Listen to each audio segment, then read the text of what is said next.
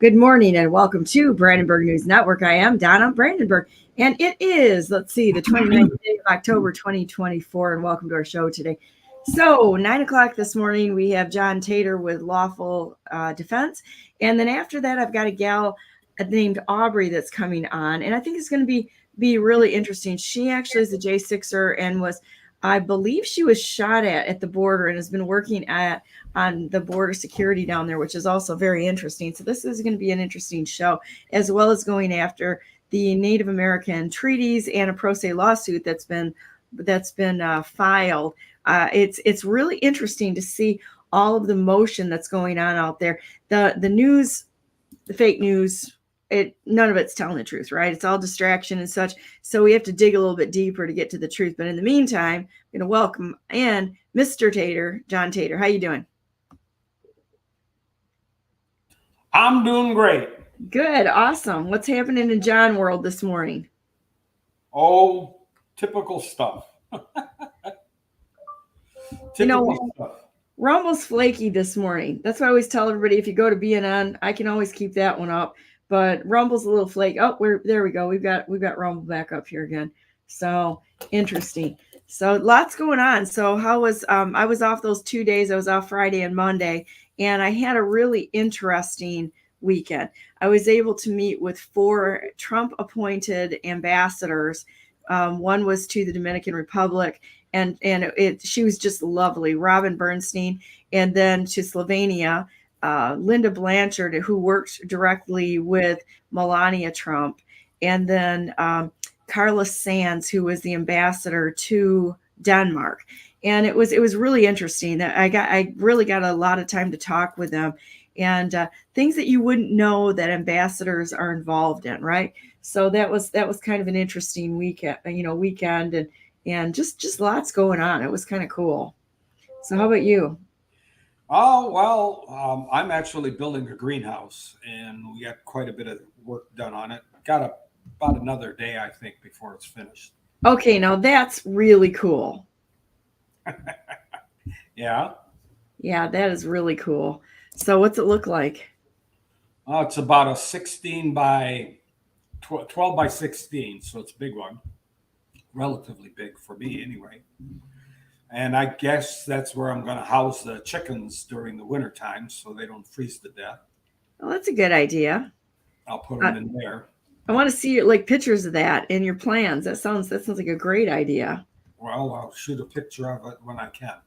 Yeah, that's cool. Susie helping you with that? Well, of course. She is. Of course. I also got a paid person that I'm working with that's helping me. That's very cool. All right, sir. Well, what are we talking about today? Give me just a second here, please. Yep, no worries.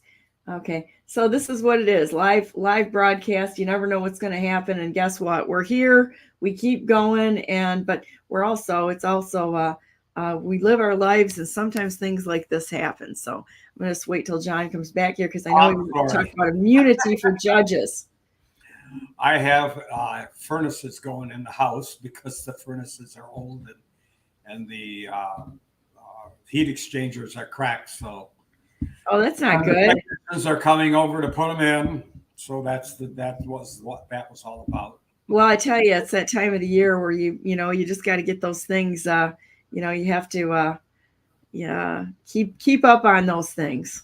Yep, absolutely. Have no choice. Well, the house is built in 1920, so actually the furnaces were put in 2000, so they've served their life, and now I have to replace them. Yeah, you ever wonder? What is really amazing is the fact that as you get older and such, like, I'm not going to say we're older, but we are a little older. How much that age and experience really helps make those things, even regular maintenance things, so much easier. And you just kind of know what to do every time, you go through the yearly cycles. So I'm bringing up all of the lawsuits that you shared with me right now, and I think I'm loaded for bear. So okay. Which ones you want to start with there, sir? Well, let's kick this off by starting off with politicians are liars, beggars, and thieves. I would agree with that. According to our founding fathers, according to Ben Franklin, and we were going to bind them with the chains of the Constitution. How do I know? According to Donna Brandenburg, with the on the ground experience, with a lot of the politicians just being like, "What?" They've got they always have a good line, but then they don't do anything. A lot of them don't. Don't follow what they say, follow what they do. Yeah.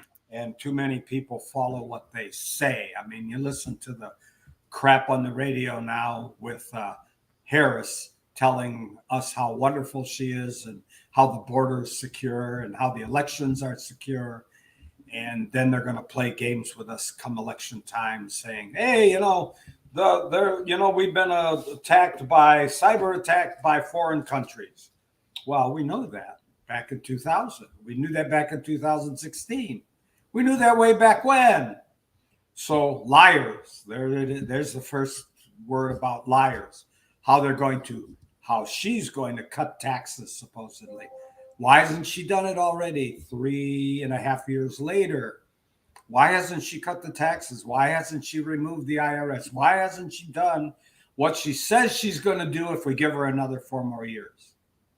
Why isn't Congress absolutely gone after the fact that Kamala, I'm going to call her Kamala, whatever her name is, that she's not qualified to be president of the United States. And why? Somebody should have been jumping up and down like a savage, throwing an absolute tizzy fit over this, and it's silent as the grave.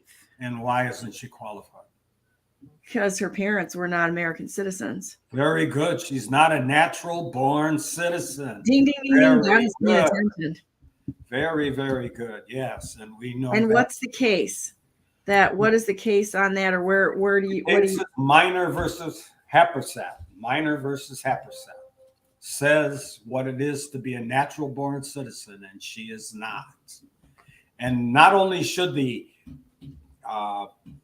Republican Party be jumping up and down, and the Democrats too, because the Democrats are crooked. Otherwise, they would have stopped it a long time ago. They say, hey, you're not qualified to run for president. You're not qualified to be vice president. Did you see back to Obama? Yeah. Did you see the drop boxes in Wisconsin and Oregon that were set on fire out there? I'm going to tell you what, I think that's that with all the early voting, though I don't believe in early voting, and I will be voting on election day because that is the lawful way to vote. I don't care if anybody tells you to do it. If somebody tells you to jump off the Brooklyn Bridge, are you going to do it? It's like President Trump told everybody to get the shot, and everybody got the shot, and it's like you had the choice to make a choice there. But I don't think he didn't say to get the shot. He didn't say to get the shot. No. Okay, I stand corrected. Never said that. What he said is he got the shot, but you have a choice. Okay, so there you go. He gave you a choice. He's not telling you necessarily what to do, but on the vote early thing, everybody's telling you to vote. That doesn't even sound like President Trump to me, if you really want to know the truth. I'm kind of concerned about that. But the point being is that he's basically, whoever's telling you to vote early, I don't really know if it's even President Trump saying that really, or if it's like the people around him that are holding him hostage or whatever. I just don't know. But they're telling you to break the law. And it's like, I don't understand, if somebody tells you to do something that's unlawful, why would you do that? If you do that, you just put yourself in the same category as the Democrats at winning every at all costs. But with these drop boxes that were set on fire out there, I'm thinking that the Democrats are panicking because the good thing that's come out of the early voting is to see how many people are absolutely voting for President Trump. And I think it's kind of crazy how many people have come out to vote early for it. So they know they're losing, and they know they're losing badly. It's not by a couple percentage points. It's a slaughter fest of the Democrat candidates. That's exactly why President Trump is saying vote early. He's saying vote early because we have the counts of people. If we got 200 million people voting early and voting for Trump, then they can't come up with 200 million ballots because we have 350 million people in America. So the numbers wouldn't work. So that's what he's saying. Vote early. Get those numbers in so we will identify how many people vote and not how many ballots they can produce. Right. And then also look at, the number of registered voters in the state of Michigan compared to how many people are qualified to vote. There's like 600,000 to 1 million vote disparity there. How can this election even be taken seriously? And then Benson comes out yesterday or the day before, I think it was yesterday, and says that the Dominion, I'm going to say it because I'm getting censored on Twitter, on X. I tried to post this. That Twitter would not let me post what I wanted to say. And I tried posting it 3 or 4 times. I changed the wording. I did all sorts of things. They would not let me post on X the interview that Benson gave that said that there are errors in the code on the Dominion servers, and they will not have time to fix this before the election. So if you voted a mixed ticket, they do not have the ability to read the votes or the ballots. And then I'm in a couple of chats where I've got some actual clerks in, and they're coming forward and just saying, this is nuts. This is going to have to be tested. And Benson herself is saying, we don't have time to test this. Benson had 4 years. Benson is a criminal. Exactly. She had 4 years to fix this problem. This is not something that just popped up out of the blue. Remember? Liars, beggars, and thieves. She's going to do what Nessel does, right? Nessel goes, I don't know. I passed this to the state police.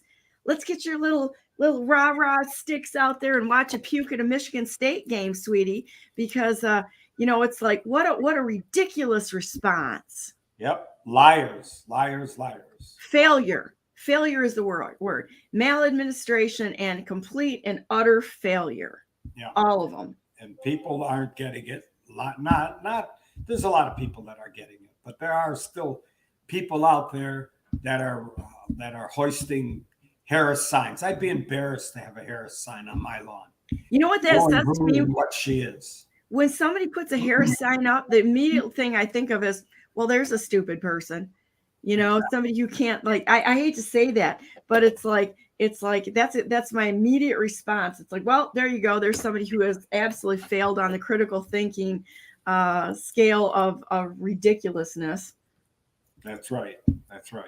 So first part of it, liars are we've kind of established that they are liars. Most 90% of them, I would say 99% of them are liars. Beggars, how many times you get a text message on your telephone saying, please donate $5, $10, $20. They're all beggars. They're all beggars, and they're trying to when they ask for a $5 donation, they're probably trying to justify and obfuscate the fact that they're smurfing. They're taking people's identities, and that was proven by Peter Berninger. He's got this thing nailed down over there in Wisconsin, the smurfing issue. So if they flood it with the $5 donations, guess what? They don't have to look at the truth. So yeah. So beggars, we figured out that they're beggars. They're all beggars. They've been begging for a long time. And now, once we get them in office, or once they get in office, they're thieves. They steal from us. They've stolen our life. They're stolen our general time of life by stealing income tax, our daily labor. They steal the labor from us by stealing through the income tax system and through inflation. They're thieves. So liars, beggars, and thieves. Ben Franklin had it right 200 years ago. Nothing's changed. We still have liars, beggars, and thieves in the public eye, in the public office. And people produce nothing. They literally produce nothing except for figure out how to move money around into places that don't serve the American people. There's no accountability whatsoever. That's right. And so why do we have a republic versus a democracy? Democracy is completely unstable. And democracy is honestly what put Jesus to death. It was democracy, Well, mob rule. Let's take a look at it. If we have a democracy, we vote on, for example, we vote on raising millages for all kinds of functions, schools, help the fire department, help this, help that. We are using the voting process to vote ourselves into becoming bigger slaves to the system. That's what the democracy does. If you have a republic where everybody has individual rights, then you can't do that. Then you go to the representative that's in Congress and they say, hey, we need so many dollars for such and such. And they're the ones that put that amount in. And if you don't like it, you fire them, you kick them out of office. You can't do that when you vote yourself a rate or a tax in the system. And they've been pulling this crap on us for a long time. Vote for this millage, vote for that millage. Every millage that they have on the ballot should be no, absolutely not. I agree. Everything should be voted down right now until they prove themselves to be fiscally responsible. Oh, they won't. They won't because it's not their money. Correct. It's not. They don't have control over it. They have only a big basket of money coming in, and and then they spend it. Did you hear that it's like we're adding $1 trillion national debt every how many days? It's like 10 days or something like that. Yeah, because they are producing the nonsense. They tell the public the nonsense, and then they just, because of the funny money system that we have now, the funny money system, which is fake, and the Federal Reserve, which is fake, and the income tax, which is fake, they have put upon the public, and the public has been, threatened and or punished by these so-called criminals in the Internal Revenue Service and in government itself. That we tolerated it all these years. We've been tolerating it. You go get caught by speeding. They say it's a civil action jurisdiction, and the civil action jurisdiction says that the state is hurt or is injured. And that's how, whenever you get a speeding ticket, it's the state versus you, or the city versus you. The city is an inanimate object. How can it be hurt? But it's a revenue-raising process that we of the people have tolerated all of these years. We've allowed it to go on, and so it's going to continue. It'll get worse, not better. We have to stop it, and we have to stop running to the government to fix all our problems and be adult enough to fix our own and actually to produce. I mean, this is where the problem started. And honestly, where it's continuing to go on, because people want to sit there like, in this nanny state and have the government fix their problems or have some safety net there. The government is not. That's the problem. The government is not the solution. Right. If we actually have relationships with people around us, I would rather have a relationship with somebody that's a buddy around me and say, okay, I've got a problem here. And I can tell you what, I've got some really good friends. And if there's a problem, I can tell you they would be there any time of the day or night if there was a problem and we needed something that was in an emergency. They wouldn't ask questions. They would show up and we would work on it together. And I know them enough to know that I can count on them. The government, are you kidding me? They're going to put you in a bread line. You're going to wait 6 months for health care. You're going to have to get all your forms made out. They're going to put you through the court system when you decide to get a divorce and or have any other legal proceedings and just rob you blind. And it's like there's nothing good that's coming out of the government at all right now. It's all bad. And we're going to have to wean ourselves off of this dependency. The government never did provide for the people what the people are, why the people put them in office. The government is always provided for an individual group of people, like the LGBTQ XYZ people, or the blacks, or the Chinese, or the Hispanics. It has never provided for the people, the general public, the welfare of the general public, which is what the Constitution states.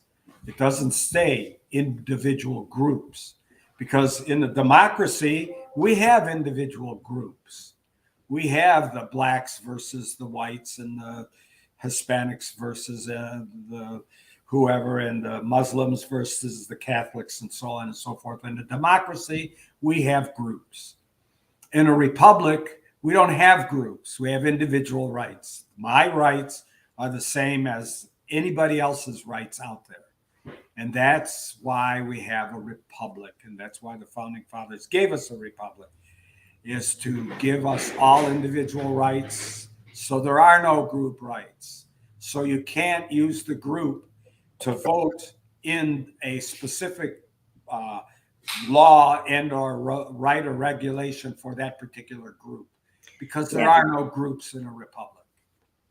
There shouldn't be these subgroups. We should be standing together. This is one of the ways that they've divided us and kept us fighting. And it's unfortunate. And until we get past this, I need to identify as and go back to, the identity politics is nonsense, and go back to being Americans.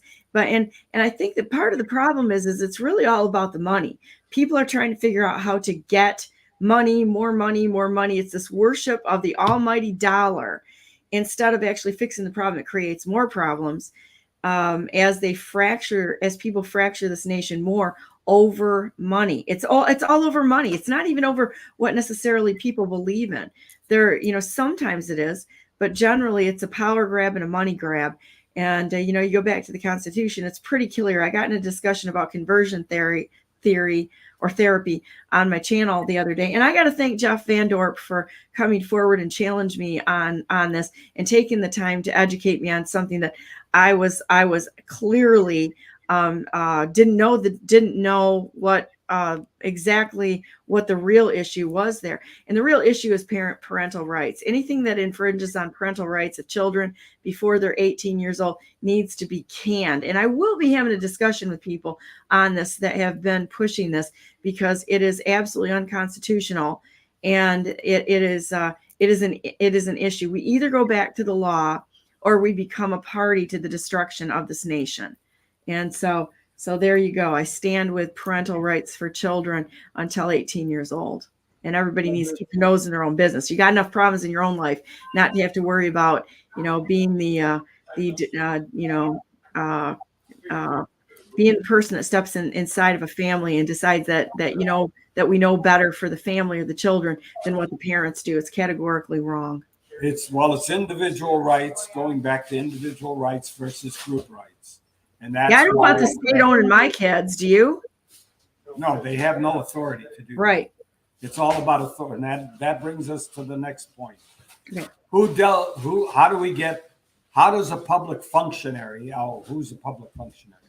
Public functionary is somebody that's put in office to do a function in government. That's it. They have a job, description, and they do that job description. That's like you being a carpenter, a finished carpenter, and your job description is to do the finish work, the light or the basin trim of a house. That's your job. That's your job description. They have also job descriptions, public functionaries. If they're a governor, they have a public functionary to govern a certain thing and to do a certain job. And a president has a job, particular job. And his job is to protect us from foreign invasion, basically. That's it. They don't have any other jobs. They don't have the jobs to lock us down, to give us masks, to make us take vaccines. They don't have that authority. It doesn't exist. It's not there. They only have a job to protect us from foreign invasion. And they're doing a lousy job of that, obviously. If they would have to improve just to suck. If they're saying we're going to have a cyber attack on our elections from foreign countries, they're not doing their job. They need to be fired out of office.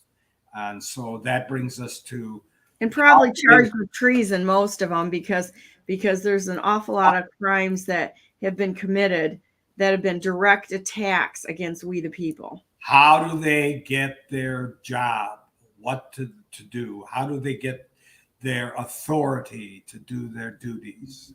It comes from us through the Republic, through delegated authority. We delegate to them their duties, their jobs, their functions, and so forth. The delegation part is very strong and important that we understand it and they understand it. If we don't delegate it to them, they don't do it. They don't have the authority to do it. So I never in my life ever heard of a judge being delegated immunity. Have you? We never delegated immunity. And if I could delegate to the judge immunity, then I can delegate myself immunity, don't you think? Since the people are the ones that have the power, we can delegate to ourselves immunity. So we can do whatever we want because we're immune. We delegated immunity to ourselves. And we do not delegate authority or immunity to judges or any other public functionary because we can't. We can't delegate them. Now, can they delegate themselves authority to be immune? No. No, that's well, and the law is on our side. The thing of it is that when people get all kinds of crazy and want to grab the torches and pitchforks, it's like, you know what? The law is on our side. You have to be smarter about this. And I mean, you being all of us, we all have to be smarter about this and approach it from a very a peace generating perspective. We can do this peacefully without grabbing our torches and pitchforks and starting a kinetic exchange, and we can win. We do not want a war. We do not want civil war. We do not want to be bullets flying. We want to delegate. We want to use our delegated authority and boot them out of office. They started the kinetic war with those vaccines and such. I'm going to tell you right there, because that thing that's a bullet right there, and the murder they did, that Whitmer did in the nursing homes and such. I mean, that was a bullet. That was their kinetic war, but we're not going to return fire in like manner. We're going to go in there and do it the right way. And, and disable them permanently through the legal and lawful processes. So what are we looking at as far as cases? Where did you want to go? Let's pull up Norton versus Shelby County, because if you understand Norton versus Shelby County, then you understand the Republic. If you don't understand Norton versus Shelby County, then you ought to understand Norton versus Shelby County, because then you will learn what the Republic is supposed to do. Well, and Judge Cannon quoted this in the United States versus President Trump. What was the most important point about her bringing this out? I mean, there was a lot of important points, but what was the most important? I believe the most important part was that they could not the entities that were involved in it didn't really exist or have the ability to actually act. Well, that is a critical part of this case. But the most important point is she brought it to the surface again. This was brought out in 1886, this case. And a lot of the attorneys, the criminal attorneys and criminal judges that are in office hid this from us because they know this case. If they don't know, they're idiots, and they shouldn't be sitting on the bench. Oh, but John, what you're saying is heretical, because that means that the Constitution is still relevant. I understand, but I'm poking you here because I know. That's the story that I hear all the time from a lot of politicians or a lot of attorneys or people that don't know any better. Oh, it's an old case. It's certainly an old document. How can you possibly turn back to that? But it's never been overturned. It's never been changed. It's never been challenged. So it stands as good law today as the Constitution does. And why people don't get that, I don't know. But why judges kind of use that as an excuse for being stupid and not understanding it. is, again, they don't want this information out, because the minute they realize that it creates no office, the office of the bar is gone. That will be the They day are public celebrate. functionaries. Yeah, because they work for the judges. They work for the courts. They are public functionaries. They have a duty. They don't perform their duty. They're gone. There's no such thing as a bar. It doesn't exist. The attorneys that have this so-called private club license do not exist. Norton says it. Yes, it's just a club. It's like a club. I mean, anybody could put a club together and say all of a sudden, we're going to file all the papers and make it look like we have jurisdiction, and they don't. This is like, this is a sham. It's a sham on the American people. That's right. So let's take a look at page 6, and I think your thing is marked. Be patient here, and I'll get there. That's okay. Actually, I have a little red blurb there. Ta-da. How's that? That's good. And at the very top of it, it talks about de jure. How come I've not heard yet on the public airways the word de jure? And what does de jure mean? De jure, probably because it's being censored, because they don't want this stuff out there, just like I'm being censored on Twitter right now. They wouldn't let me get this stuff out there. I couldn't believe it. So I just posted my Telegram channel. I'm like, okay, there's a million ways to get this done, guys. I'll play ball. I'll bite. De jure, in fact, means according to the law and according to the Constitution. That word is all that that's all that you need to say is de jure. You don't need to say they're unconstitutional or that they are violating the law. They're not acting de jure. And when they don't act de jure, that word we're going to come up with shortly thereafter is usurp. They've usurped authority. That's a criminal act. You usurped your oath of office. So let's go back to the de jure.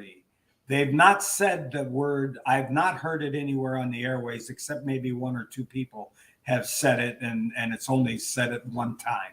That's the word that we need to bring out to the public, because we need the if you're going to be in office, you have to be de jure, and if you're not de jure, then you are out. Then you're a usurper.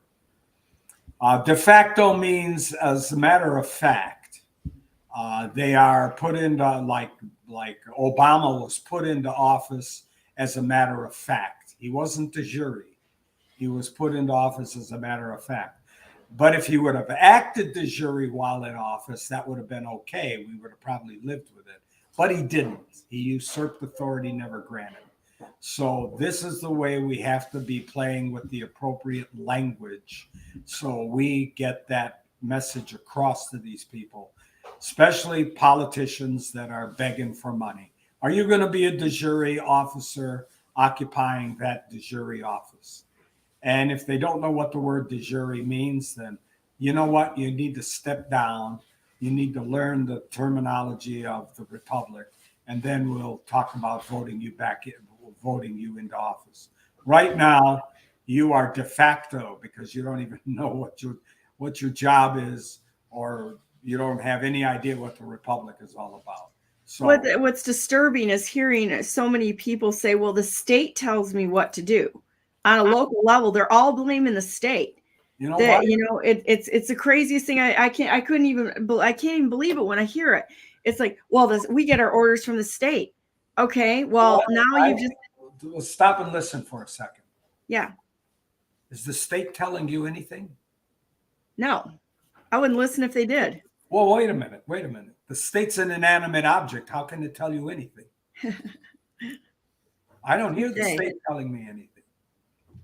That's a bunch of crap. That's the typical liars, beggars, and thieves. The state doesn't say anything to you. You're the one that comes up because you're the one, maybe not. Maybe these guys are brain dead. I don't know. But you have a mental ability to operate within your jurisdiction and within your a job description. That's it. It says if you don't know what your job description is, then why are you in office? And if you are in office and you don't know what your job description is, you ought to read it. Find out what is your duty. Why are you there? What's your function? How can you become a teacher teaching mathematics if you don't know mathematics? That doesn't make any sense. Same thing and here. Shame on anybody that asks them for special favors or granting special benefits from the public functionary. I mean, this is a systemic problem. It's not just the public functionaries. We kind of got what we deserve because of the lack of integrity in the United States. And so it is a representational government because the integrity of just society has so devolved into just a I don't know, soup of crap. I mean, it's crap soup out there right now. People are willing to do almost anything for any, for like nothing. It's incredible. We have to be willing to stand on the law for, law, defending each other's rights, whether we agree or not. You have to be able to defend each other's rights and have the blind scales of justice in our nation. We don't have that right now. Go back to Norton. Okay. Next line down, or next paragraph down that's yellowed, it says in red, officers are created for what?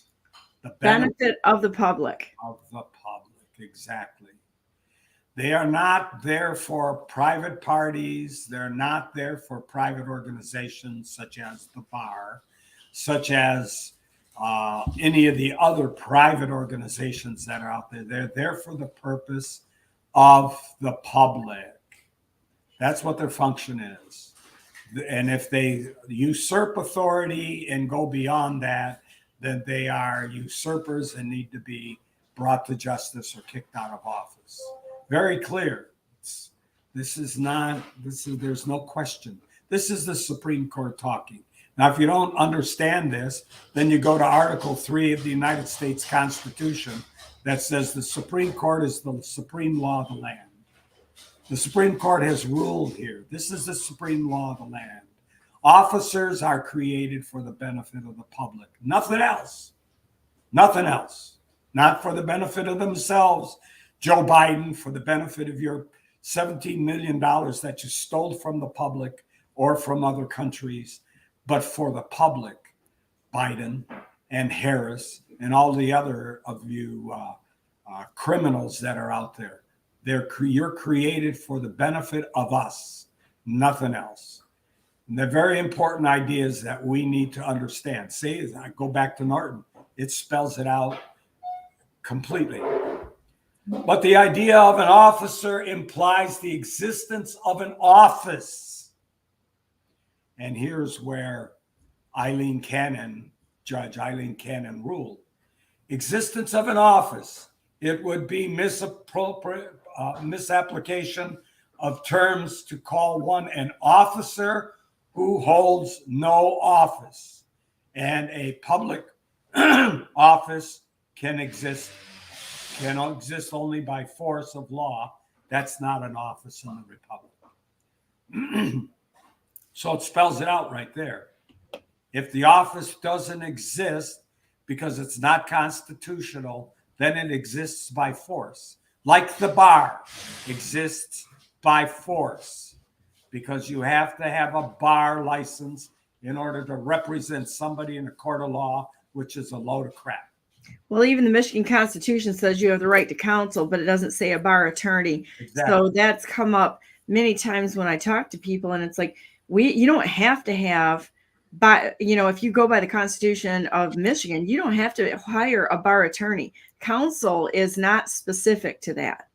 Although in the civil action jurisdiction, which they pulled on us in 1933, they have stated that you have to be a bar attorney in order to practice in a court. And that's the fallacy that was brought upon by us. And of course, in the civil action jurisdiction, the judge says the Constitution does not apply in my court. How can they even say that? Well, because it's not the jurisdiction of the republic. It's the jurisdiction of the civil action. So, and it's what the Supreme Court gave them back in 33 under, I don't know, was it Roosevelt at that time, and whoever the Supreme Court judges were at that time. All but one judge agreed to it. One judge said, no, we're not going to do that. So one judge was representing the republic. The other 8 judges were representing who knows what, the socialist, communist takeover of the United States. People need to wake up. That's been going on for a while. Oh yeah. Well, at 33, they made a big switch in the legal system. But it's not lawful. It's legal, but it's not lawful. So somebody says, what's the difference? Well, they kind of mean the same thing, except the legal system talks about the civil action jurisdiction for the most part, whereas the lawful jurisdiction talks about the republic. So what side of the coin are you on? They both mean, law and legal and stuff like that, but they're not the same. They're not the same. So let's go on to the last paragraph of that same page, because that's the critical paragraph right there. An unconstitutional act. That means if the bar isn't in, and I'm picking on the bar because they're as I think it was James Madison said, the republic, the fall of the republic will be led by the judiciary. And here's the judiciary leading the fall of the republic. An unconstitutional act. Where is in the Constitution does it state that there's such a thing called a bar? It doesn't exist. It's not. Where does it say in the Constitution of the United States that you have to be a bar attorney to practice law? It doesn't say anywhere there. Where does it say in the Constitution that these public functionaries have immunity? It does not. So an unconstitutional act is not a law, very clearly. It confers no rights. It imposes no duties. It affords no protection. And here's the big one. It creates no office. It creates no office. So if it's not in the Constitution, that office does not exist. It is in legal contemplation as inoperative as though it had never been passed. It's right. Well, that sounds like a whole big bin of nullification ready to happen right there. That's right. That's right. And let's go back to Harris. Where does it say in the Constitution that you can be a naturalized citizen and run for president? It doesn't. It says natural born. We've already talked about natural born when we've talked about Minor versus Happersett. What does it take to be natural born? She's not a natural born citizen, therefore unconstitutional. It's an unconstitutional act to even have her on the ballot, to even give her an opportunity to run for president. She has no authority. The Democratic Party has no authority to put her in office. And the Democratic Party is nothing but a criminal syndicate because they're violating the Constitution. That's pretty clear and pretty simple. Well, both parties are right now too, because the other party, the Republican Party, the major parties, should be calling this out. Oh yes, they should have. They should have called. Obama out. And crickets. Why didn't they jump up and down? And like you say, why didn't they jump up and down and make all kinds of noise? You can't run for office. You're not a natural born citizen. You can't. It's unconstitutional. Look at the state of Michigan. The legislature in the state of Michigan should be filing or initiating impeachment against Nessel, Whitmer, and Benson. All three of them should be impeached. The legislature should have the responsibility to do that. Crickets. That's right. That's right. Now let's go to the next page, which is very important too. And I'm not trying to spend all day long on Norton because we got to jump to 2 other cases yet, and we're going to run out of time. Okay. When a government is entirely revolutionized and all its departments usurped by force or by the voice of the majority, the prudent recommendation and necessary enforcement, obedience to the authority of those who may act as a public functionary, as the public functionaries, and in such a case, the acts of the de facto executive and de facto judiciary and de facto legislature must be recognized as valid when we have been totally revolutionized. We've been partially revolutionized, and they've been working on this revolutionization of the government in America for a long time. This is not something that's just come to the surface. This has been going on for a long time. But we are not entirely revolutionized. We still have a constitution.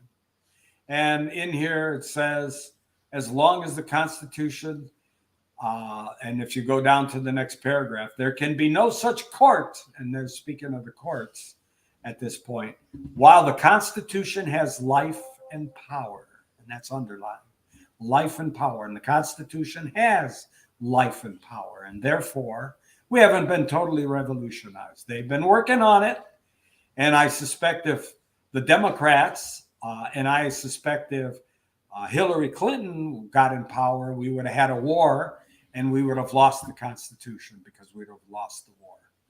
But we are not there. We have not been totally revolutionized. And those public functionaries that are sitting in office, the judges and the attorneys and all of those that are pushing for the revolutionization are traitors. That's pure and simple. They are traitors to the Constitution. They are traitors to their oath of office. It can't be made more clear. It's right there in the It's right there in the supreme law of the land called Norton versus Shelby County. Short drop, sudden stop. That's where that ends. Exactly. Okay. Okay. That takes us to page 10. Well, let's take a look at that real quick. It's got one at the bottom of the page in yellow. It talks about usurpation. When no office legally exists, Obama, Harris, the pretended officer is merely a usurper. So what is Obama? He's not de facto. He's a usurper because he doesn't exist.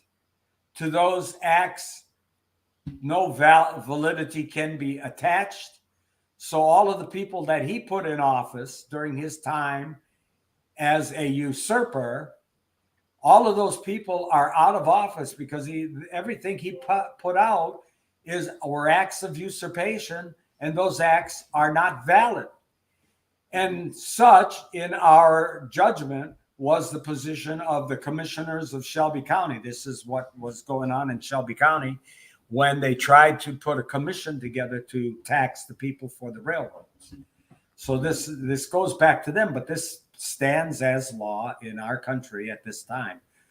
Who undertook to act as the county court, which could be constitutionally held only by justice of the peace. Well, in this case, it could only be held, the president could only be held by the president himself, that is a delegated officer because he is a natural born citizen, which Obama is not.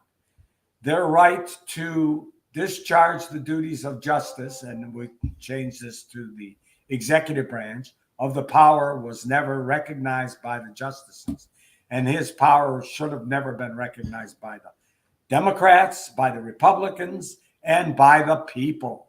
But the parties should have not recognized his authority because he was not a legitimate president. And we go back to Harris, now running for office, that has no legitimate authority to be president because she's not a natural born citizen. So they were usurpers, closed with no authority or off official function. So it's clear as a bell. It's right there. Anybody can see that. Clear and to the point. Clear and to the point. Okay. So we go back to judges. Judges who have been usurping authority all along because they have no legitimate authority being a judge because of the whole nature of the bar. Because you have to, in Michigan, be a bar attorney for 5 years before you can run for judge. That is an unconstitutional act according to the federal Constitution. We both know that the state Constitution is a joke. It's been a joke for a long time. It was unlawfully put in place, too. It was unlawfully installed, just like the last election's proposals.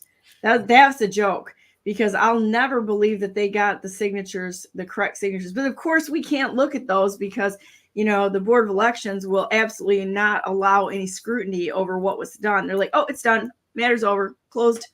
You guys don't get to come in and check out what actually happened. Shut the door, slam the door in our face, and it's over, Well, that's the point, that they were put into office not legitimately. They were put into office, and based on the fact that they were put into office the way they were de facto and not de jure. And we got to go back to the language again that makes them who they are. They are usurpers, and they need to be held accountable. That is correct. Now, that brings us to the next part. There's a article out there that I saw that says Wayne County judges have total immunity. Okay. And no judge has immunity, because if a judge can give himself immunity, because it's not in the Constitution. If it is, show me where it says judges have immunity. It says judges that are acting in their office appropriately and following their judicial requirements, they are immune from prosecution because they are acting within their scope of their authority. But judges that violate the law, that press the law, like Judge Nugent in Cleveland, that said I was incarcerated, never been incarcerated, by the way, never been behind bars, never been in jail. So he made up that whole thing. He fabricated that whole thing. Never, and then he said I didn't pay my filing fee, and I sent him a copy of the check. And he didn't get that. So he totally usurped authority, never granted. He's getting sued from me. It's going to be a couple $1 million suit from him. I just haven't got it finished, but it's close. It's close. So maybe by next week I can tell you it's in the suit. We're working on it right now. I'm trying to get the last couple of words down so he can't wiggle out and say, I have immunity. No, you don't have immunity. You have nothing. You have to pay me money. And since I can't put him in jail or kick him off the bench, I'll accept $2 million as remunerations for his behavior. Gives you money to fight more lawsuits, really. Yonkers is getting the same. Yonkers is getting, your judge in Grand Rapids is getting sued also by me. Same lawsuit. Yonkers and Nugent are getting sued by me for a couple $1 million apiece. Yonkers because he played the game and he protected his buddy. So now he can go to his buddy and get his $2 million. So his buddy can pay $4 million to me. Are you going after that personally or going after a bond? Only personally. Only personally. Do you ever go after bonds? No. How do you do that? Well, I've never seen anybody do it actually successfully. To talk about it a lot, but that's exactly why I'm not doing it. I'm not trying to pave new roadway here. No, you can't sue them for that story has been going on for 20 years. Go after the bond. Yeah, you look at everything. Everybody's bond. you look at everything and it seems kind of like plausible until you get into it and really look into it and go, yeah, I think this is kind of like a wild goose chase here. It is a wild goose chase. And that's the distractions that, who knows, maybe the judges put that out for us. So we would go after their bond, spend 20 years going after their bond. We can't get their bond. They retire. They get their retirement, and they get away with it because you were chasing after a bond which you couldn't get in the first place. Well, a lot of them don't have personal bonds. They've gone to those umbrella bonds in the counties. And so what do you do with that? They do like one umbrella bond for everyone. And now they've got firepower to really protect, because they're protecting the entire organization, not just the person who violated the law. Remember, so it's really crazy layered rigging. That's right. Remember, there is no time limit on fraud. So if a judge has created fraud, and in both cases they have created fraud against me, there's no time limit on it. So if it takes me another year to get the lawsuit done, it'll take me another year. But they can't say time ran out. Time is ticking, and you can't do it because statute of limitations fits in. No. Sorry, it's fraud. And you had a long memory, so that's one of those things that you don't mess with a guy that has a long memory. So flip over to Ex parte Young. Okay, yeah, John's up there. Supreme law of the land, and go down to the first yellow part of that.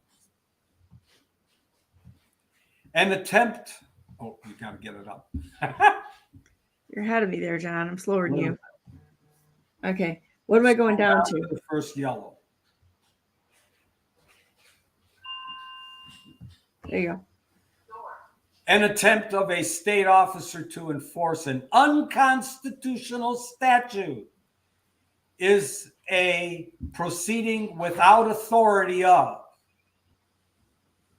So if it's an unconstitutional statute, there's no authority to do that, and does not affect the state in its sovereign or governmental capacity. So here we can look at Whitmer, we can look at Benson, we can look at Nessel. If it's an unconstitutional statute that they've filed, wearing a mask, standing 6 feet apart, closing businesses, unconstitutional statute, then it does not affect the sovereignty of the state. And that's why you never go to court of claims, because court of claims is a pass-through for these criminal public functionaries that think they have the authority to do something and therefore are protected by the court of claims. You never go to the court of claims, never, especially in the state. The federal, you might want to deal with that if you think that that's the way to go, but the best thing to do is sue them individually. And it does not affect the sovereignty or governmental capacity, and is an illegal act. In the illegal act, right there, it spells it out. Wearing a mask is an illegal act, especially when they're forcing you to do that. And the officer, Benson, Nessel, Whitmer, is stripped of her, in this case, official character, and is subject in her person to the consequences of her individual conduct. You're reassigning pronouns here, John. I didn't want them to come after me and say, well, you called her a his, and it's... Well, we really don't know anymore who's a what or what's a who anymore. Well, that's right. Really all kinds of weird, weird crap. And so, I mean, we know what it is. So go ahead. The big one. Giving you a little shade here. That's right. The state has no power to impart to its officers immunity from responsibility to the supreme authority of the United States. So where in here does it say judges have immunity? Zero, nowhere. Nowhere. Who would impart that immunity to a judge? Where did that come from? Well, it would have to be we the people, but we didn't do that. No, we can't do it. We can't give anybody immunity, even if we wanted to. Because if we could give it to ourselves. And nobody's immune from the law. Nobody. Okay, this is a very, very powerful paragraph when you're going after a public functionary, because they think they have immunity. It is not necessary that the duty of a state officer to enforce a statute be declared in its statute itself in order to permit its being joined as a party defendant from enforcing it. If, by the virtue of his office, he has some connection with the enforcement of the act, it is immaterial whether it arises by common general law or by statute. If it's in violation of the Constitution, no matter how that statute was declared, that emergency nonsense that was out there, what was it, 18 something or other, that Whitmer hung her hat on, saying that because of this statute, I have the ability to tell everybody they have to wear masks to close businesses down. It doesn't exist. And this says, hey, buddy, whether the statute was declared good or bad, it doesn't matter. If it's in violation of the Constitution, it's in violation of your oath of office and your duty. And therefore, you're going to be hung on this whole idea, because she's going to, if you're suing her, she's going to come up with, oh, the statute says I can do it. No, it was unconstitutional. Couldn't do it. Had no authority. While the courts cannot control the exercise of the discretion of an executive officer, an injunction prevailing such officer from enforcing an unconstitutional statute is not an interference with his decision. I believe it's preventing was the word. Oh, did I miss it? Yeah, possibly.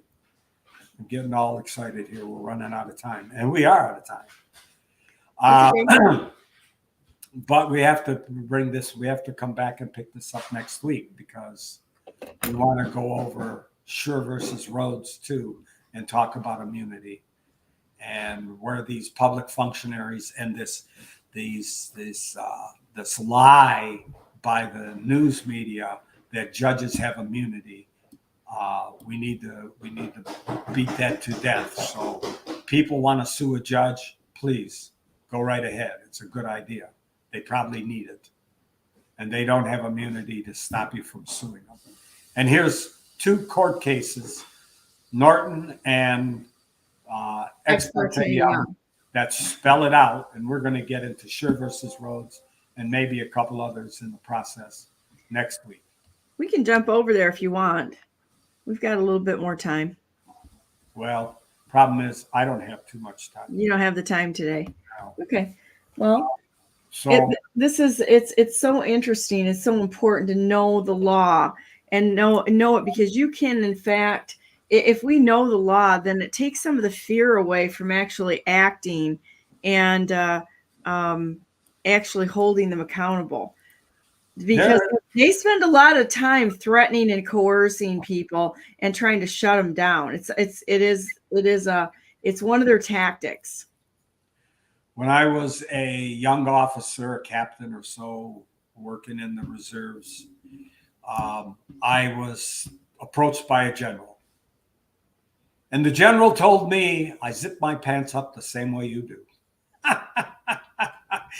Which means I have the rank, but I am just a human being, just like everybody else. And that's the same way you look at a judge. He wears the robe, and so what? Well, yeah. So what? So what? Well, and that goes to anything where people try to pull rank on you. I mean, that's another thing that happens a lot. People want to pull rank on you. And I don't give anybody a pass for that kind of nonsense. In fact, it usually makes me very angry, because I'm like, who are you to tell me what to do? Exactly. You know, I appreciate your military service. I appreciate what people have done, but that doesn't give you an automatic pass. I appreciate that you identify as this, that, or the other thing, but that doesn't protect you from being questioned. Not at all. And we see that happening. We see that happening so often that people think that they can have a protected status because they're this, that, or the other thing. Oh, you can't say that because, I'm a woman, or I'm a man, or I'm a, fill in the blank. I mean, it doesn't make any difference what it is. And that's not the way it works. That's right. Exactly. And this goes back to another thing of people having the guts to stand on what they believe in. If you really care, if you really believe what you say you do, why does this bother you? Let people say what they want to say and just sit back and kind of like, you're cute, like give them a little pat on the head like you would a kitten. You're cute, but I'm not going to let you ruffle my feathers. Not for any way, standing on what you know and being confident that confident enough to have it challenged and being able to have discussions and discuss it, because the truth is more important than it's really one of the most important things we need to be working for.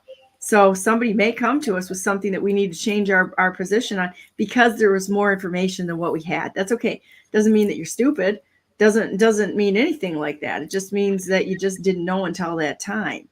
But that's okay. Let me hit a parting shot here. Yeah, go ahead. The purpose of the courts is to seek the truth, though the heavens may fall. There you go. Well, I am still waiting for my next guest to come in right now. I'm trying to contact them and see if they may be having some problems. I don't know if you guys have noticed it, but the internet's been really, really flaky the last few days. Like super flaky. Well, they're talking about the 10 days of darkness with what's going on right now.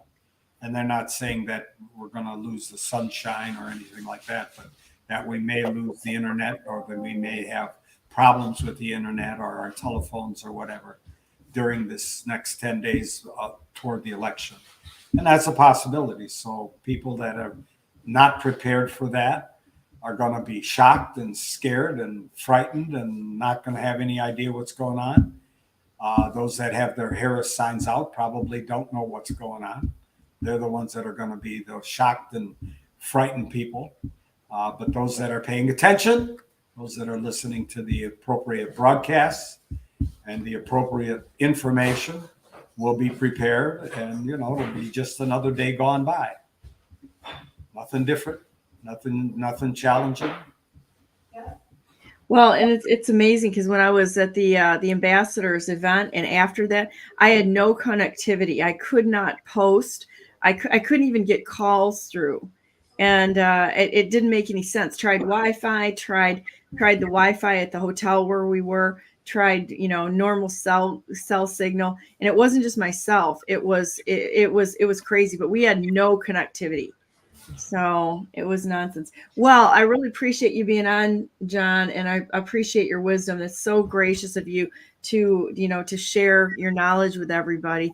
And so I know you got to get going to your greenhouse, don't you?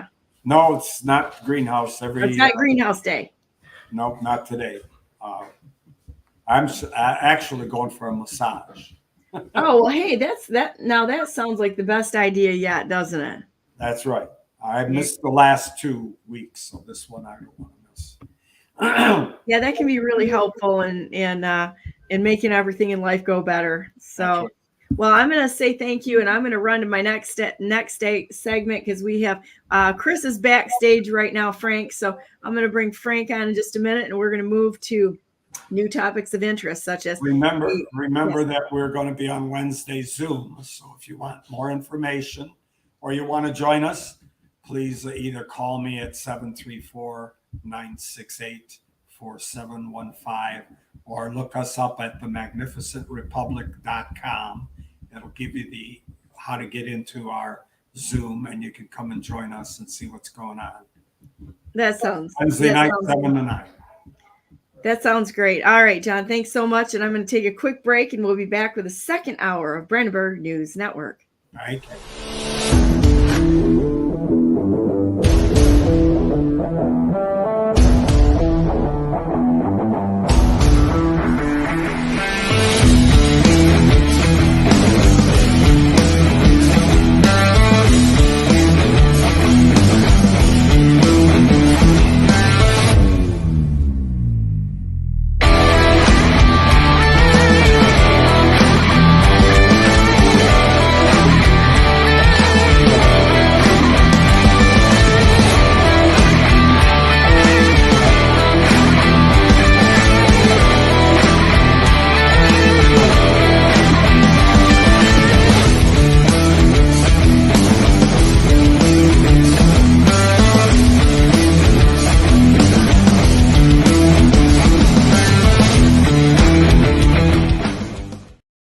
Good morning and welcome to the second hour of Brandenburg News Network. I am Donna Brandenburg and it's the 29th day of October 2024. Welcome to our show. I'm going to bring my guests right on.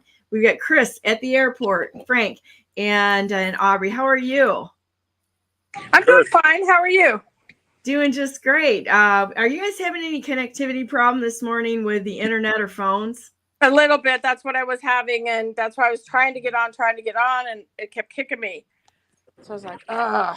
And I couldn't even get on. I was DuckDuckGo kept telling me that couldn't get me on. So yeah, you know, it's really kind of crazy because this weekend I was meeting with some President Trump appointed ambassadors. It was a great meeting. It really was, and they're just lovely people. Really talking about how to how important diplomacy is over jumping into like a kinetic conflict or something like that. I mean, people got to learn to talk. Yep. And, really to talk and discuss issues without going into crazy land. And, it's like, it's amazing. It is a skill to do that. And it was fun to talk with them. But I could not, I had no connectivity where I was. So I couldn't get, most of the text messages wouldn't go out. The calls wouldn't go out. I tried to email, or I tried Wi-Fi as well as the cell connection, and it was real flaky. When I'm here, I can usually keep things up pretty well here. But any time there's a remote connection, most people don't have the infrastructure, the tech savvy to do it. So yeah. It makes it flaky. And now we're at the mercy of the big tech. And just so everybody knows, X, Twitter, started censoring me last night when I started talking about the election. I'm a little annoyed right now because it was all about Benson's admission that Dominion, and I'm going to say the word Dominion, let's see if they censor me for that, went ahead and got errors in their programming, and they said they cannot count on them being accurate in the count. So this tells me that the Democrats know they're losing, so they got to pull something out of their back pocket to try to screw up the election for the rightful president of the United States, President Donald J. Trump. Why wasn't she screaming that before? Why weren't they? We know this has been going on for how long? I mean, I've had so many people on here that have provided evidence. So I called. Well, they set fire to the ballot boxes yesterday. Yeah. Yeah. In 3 states, Arizona, Washington State, and Oregon State. I didn't know they did it in Arizona. I knew they did it in Oregon and Washington. Nope, they did it in Arizona too. They set fire to them? Yeah. Yep. The ballot drop boxes. Yep. There was 3 of them set on fire yesterday. Now the one in Washington and Oregon, what I'm hearing is they do have a witness, or I mean not a witness, a suspect. But the Arizona one, I'm not hearing that. Well, that's interesting. It's interesting that they've got one person, one scapegoat. You can't tell me that there weren't more involved in this. There's no way. You got to do some jumps. When somebody comes up and does something like that, it's time to make jumps to like connections. 3 or 4 jumps away for that person and see who else was there. I don't know. I'm just guessing that you could probably look at some surveillance because they've got a lot of it. We just need to use their tools against them. So what do you guys want to talk about today? Well, I think that one of the things that needs to be talked about is I think we need to talk about the number of children right now that are coming up missing. They had an incident in Laredo 2 days ago. The video is on TikTok. I have people on the ground in Laredo, so I have verified the video was fact. And it was an attempted human smuggling situation in a city park in Laredo. What happened? Can you describe it to me? So somebody realized what was happening. There were parents and kids there. Somebody realized what was happening. And I don't know if they broke it up or they caught them. I'm not exactly sure, but the video shows those guys are running. They're leaving the park trying to not get caught. And so there's a TikTok video out that shows it all. Somebody from Laredo has posted. And I have a lot of connections in Laredo because I've been on the border since this all started. I was down there trying to get these children to safety away from the NGOs. And it's bad. I don't think people realize how many of these kids there really are. You know, they kept saying 120, then it was 130. It's actually about 325,000 children that are missing right now. Okay, and so that tells me that Biden, since he even admitted it, was trafficking 200,000. That was his number, over 200,000 people by plane. All right, look, you got to draw the line somewhere. And I mean, why are we sitting back allowing communists, admitted communists, to be in our government? We're allowing a president to contribute to illegal trafficking, Invasion and yeah, not only that, but invasion for the purpose of interfering with an election. Yep. I mean, they're filing lawsuits against the fact that they are not allowed to vote. I mean, come on. Hello. If the AG and them are not going to commit to doing their job, these are appointed people and these are elected people by who? The boss. Who's the boss? Who's the boss? Biden. This, it's not even the president. No, I think there's several puppeteers behind this thing. If you want to know the truth. Well, you know what? We have to go with what we see first and let the puppeteers come down afterwards. Yeah. There's puppeteers. I don't care about the puppeteers right now. I care about the ones carrying out their orders. And you go up the chain. You got to start at the bottom. Just like I said, when BLM started burning cities and killing people, coming out of the protest gang, and the police were told to stand down, it was a crime that they stood down. They are not violation of their oath. They took an oath to protect the people. Yep. That's what they should have done. Yep. Then they should have arrested their sergeant or the mayor. You go up the chain, because even though you may not, you may like the guy or whatever, he's carrying out an order that was given to him by his superior. So the fact that he is committing a crime by not performing his oath of duty, he needs to be arrested. And then you arrest to find out who told him to do that. And then you arrest that person. And then you find out where that person went to a committee hearing or whatever. And then you arrest them. And you go up the chain and you fricking do it. And if you can't do that, then the people need to get together and the people need to physically go in there and start taking these sons of bitches out. Well, and here's the really bad part is when you talk about the border, right? When I first started down there, all the Border Patrol agents were the older Border Patrol agents. They've been there for 20 plus years. They all left. And now everybody that's working on the Border Patrol down there are young. And guess what? Guess who's giving them money to look the other way? Yeah, the cartel. The cartel is, look, if you go into McAllen, Texas, and this is so well known, but if you go into McAllen, Texas, the cartel is running McAllen, Texas, from the top of the food chain to the bottom of the food chain. And Catholic Charities in McAllen, Texas, on 2 days a week, they are giving these illegal immigrants social security numbers and birth certificates and IDs with dead Americans' names on them. That's how they're getting in to vote. Wow. From dead Americans. Yep. This is what I heard from a source of mine, Yep. that the Border Patrol down there, like you said, they're not doing anything. In fact, what they're doing is they're handing out, when they're coming across, they're saying, "Welcome to the United States of America." Absolutely, they They're are. loading them all in a bus, and they're taking them over to the department, and where they can fill out forms. Yes, they Medicare, are. Social Security. Yes, they are. They're drawing. Listen, They're they're pulling- drawing our Social Security benefits that I had to spend 6 months fighting to draw mine early.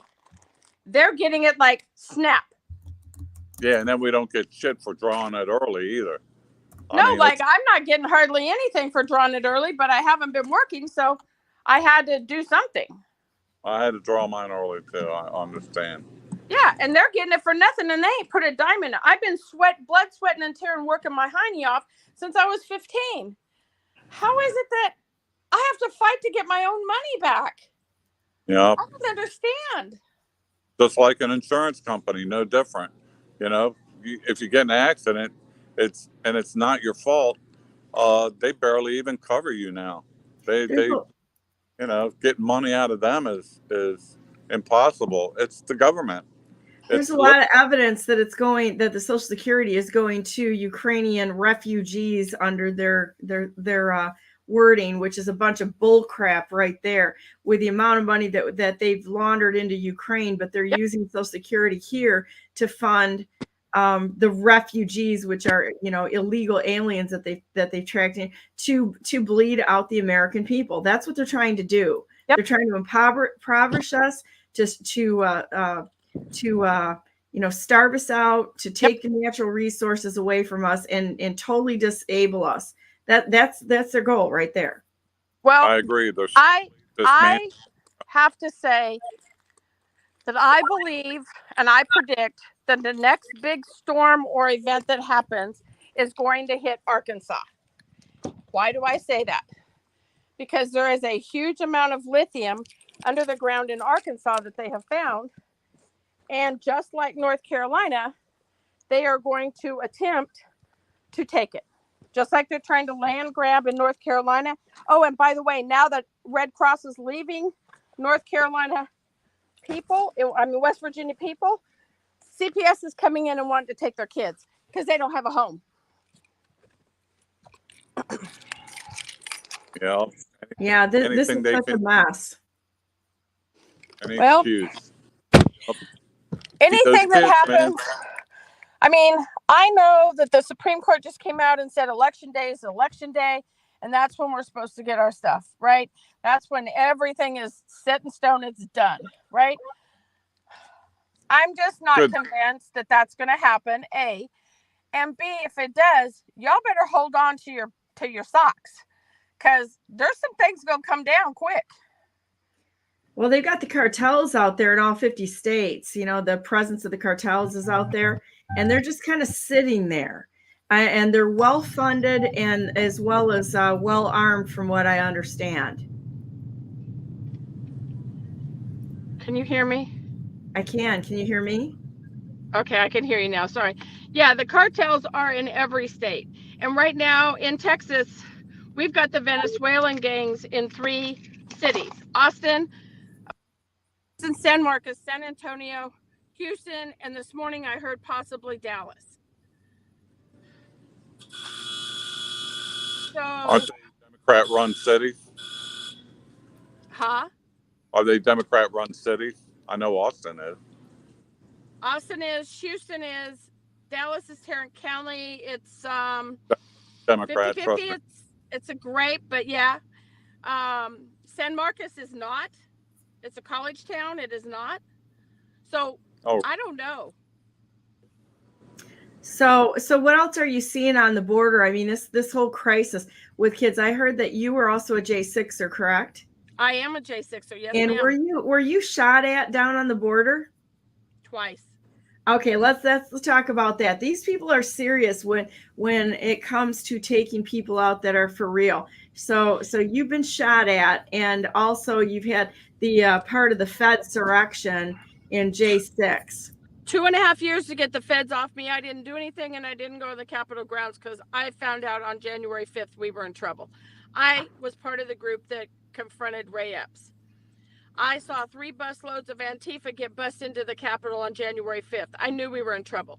I went back to my hotel manager after I walked 18 blocks in the cold because they had the streets blocked off, but not for the 3 buses of Antifa that were trafficked in, escorted in by the police department, right? I went back to my hotel manager and I said to him, who are those 3 buses that got police escorts? And we're all freezing trying to get 18 blocks to our hotels with suitcases. He said, oh, that's Antifa. They're staying 5 miles up the road. And I said, what? And he said, yes, ma'am.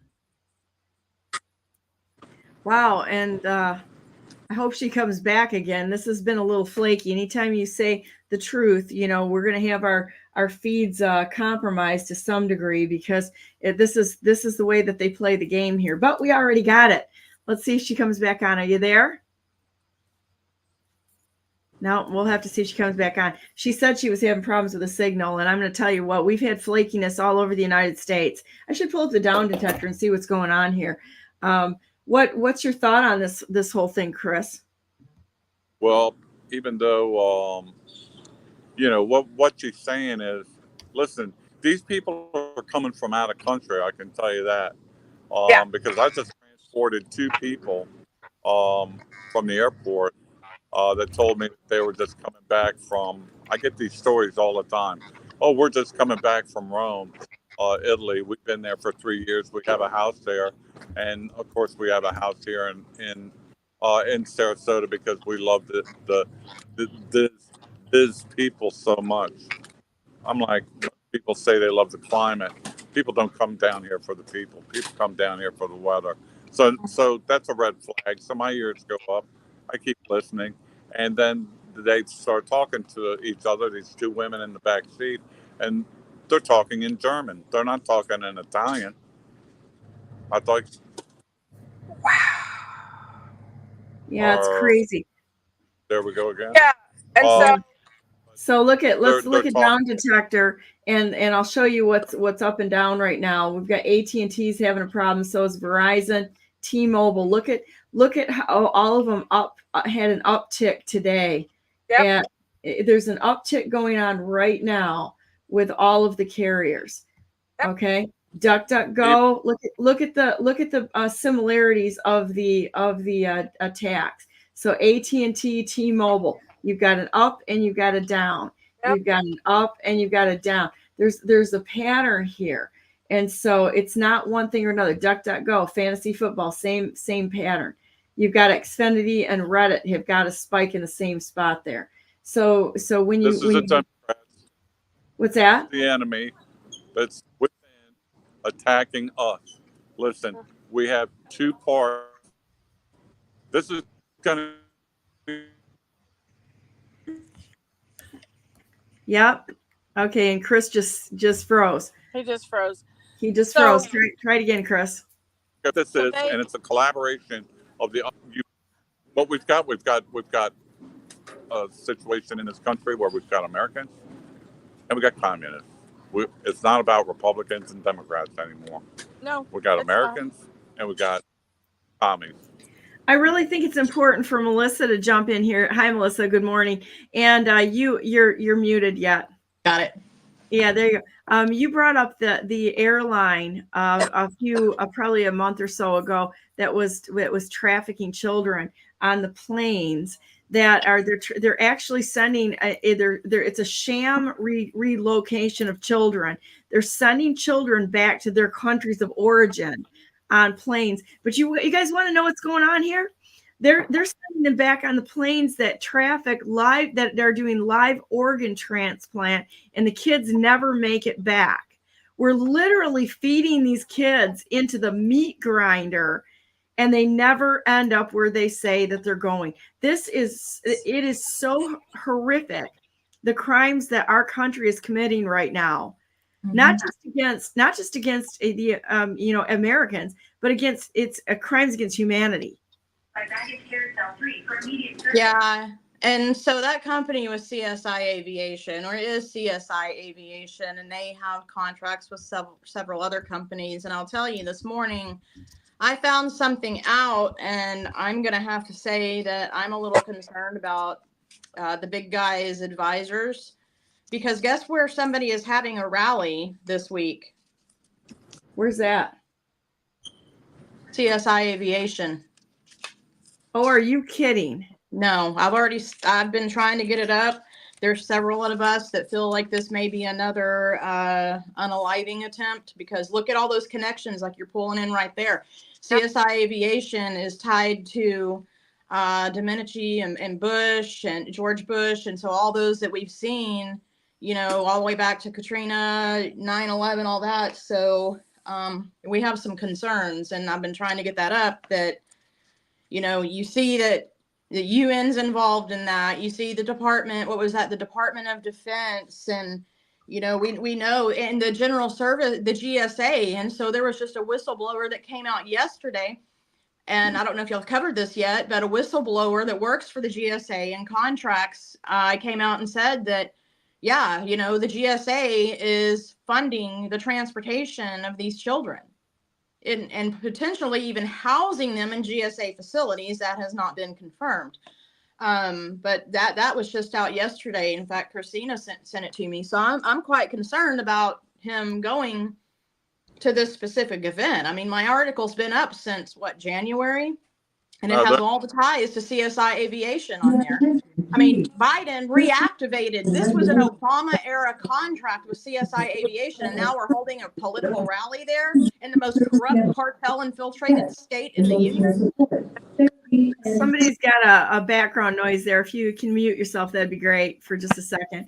So yeah, where's your article, Melissa? Can you put it in the private chat and I'll put it up there? Let me grab it. Because it's pinned on my, I'm going to tell you right now is that we need to hone our skills on questioning. And I mean everyone, because even good people can be held hostage or blackmailed or be misinformed. I don't care who it is. The day where we just give a pass to everyone, not saying that they're bad, but saying that their information may be bad. Right. It's become critical that we ask those questions, because I've been blowing the concern over the early voting thing. You're being asked to break the law. And if you break the law, if somebody tells you to jump off the Brooklyn Bridge, are you going to do it? No. If the law says one thing, are you going to follow somebody's directive, no matter who it is? What if that person is being held hostage by someone else? What if that person has got bad advisors? What if that person has bad information?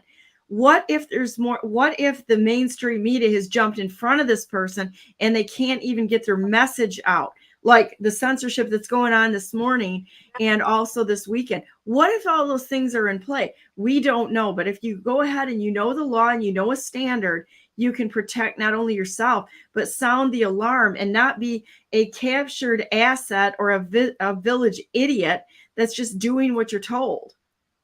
Right. You know, I actually sent a message to somebody high up today, and I was like, I'm not sure who's advising him on some of these tactics that they're pulling with the campaign.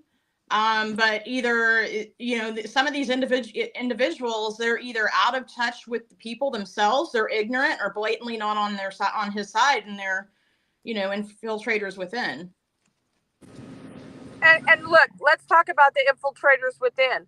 When he was in the first time, we know for a fact he had those same people infiltrating in him, that he may or may, you know, he's not a dumb man. So I have to say he knew some of them were there. You know that old adage, you keep your enemies much closer to you, right? Right. Maybe that's what he was trying to do. But look, we are sitting at October, 29th, right? Like, yes. We are 7 days out. They want him. They want him so bad. They wanted him way back, right? I mean, this is nothing that's not new and known. And look, let's talk about the last 4 years.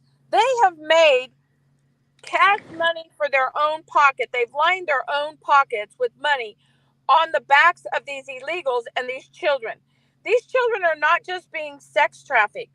They're being trafficked for organs. They're being trafficked for adrenal gland, all of this stuff. And if you don't think it's happening, wake up. I had someone contact me, and I can't verify this 100% yet, but that the longshoremen, when they went on strike, it wasn't for money. It was because they keep hearing screaming children in those containers and can't get them out. I don't know I if heard y'all, that too. I don't know if y'all heard. Now, I see Christina on here now, and she brought to my attention last night that it looks like that Child Services is going in and taking some of the North Carolina children. West Virginia children. And they may be in North Carolina too. But here's the other thing. Let me explain. Well, everybody's like, oh, that parent's bad. Call Child Protective Services. The only legal entity in the United States that can legally traffic and sell children is Child Protective Services. That should be immediately abolished. They have lost so many kids and committed so many crimes. It's unbelievable. I've been fighting my granddaughter out of Douglas County, Omaha, Nebraska since 2017. And the amount of corruption and nonsense and abuse that's going on up there, I've already spent well over $250,000 and still does not have my grandchildren's in my house. In fact, I don't have.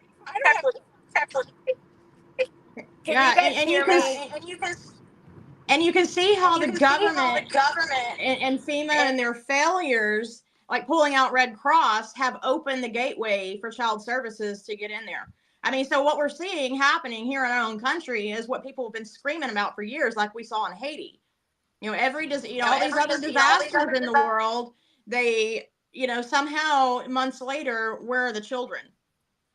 And Lahaina. Yeah. Can you hear me, Donna? I don't know where the I can. There's a lot of somebody's got feedback going on out there. Is it me? Is it me? I'm a mute. You tell me if it's me. I'm not sure. Where are the children from Hawaii? Can somebody answer that question? Like, where are the children from Hawaii? Where are the school buses that had the children in Hawaii? Where are they? Wait a minute. Wasn't there a video clip? This is a little off topic, but I just saw a video clip yesterday of Kamala, and she was talking about, oh, we all love those yellow school buses. Really? Oh, that's like yes. crazy. Yeah. Yeah, I saw that yesterday. I was like, that's a little weird. But now that you're saying that, I'm like, whoa. If you go back and look at the videos from Lahaina, the field where the school is and where the school buses were parked, right? Mm-hmm. Before the fire started, it was full of buses. When the fire, quote unquote, took off, at the end, if you go back and look, there's only a few buses there. Where are the rest of the buses and where are these children?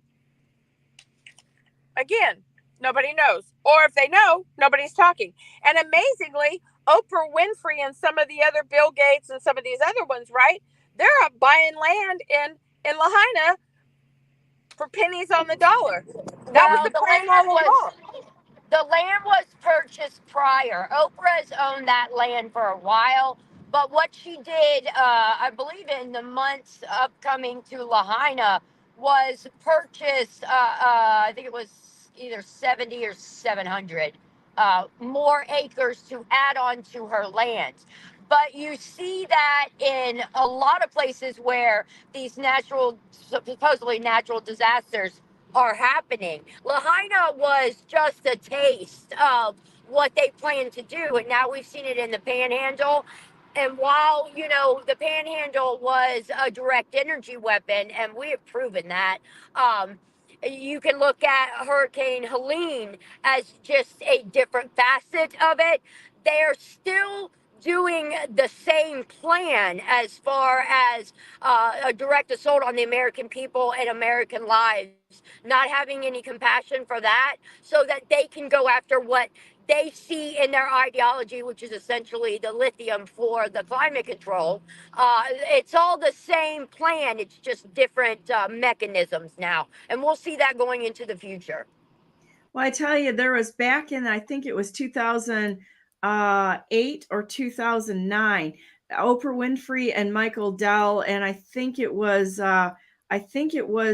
Bill Gates, bought up 14,000 acres on Kauai.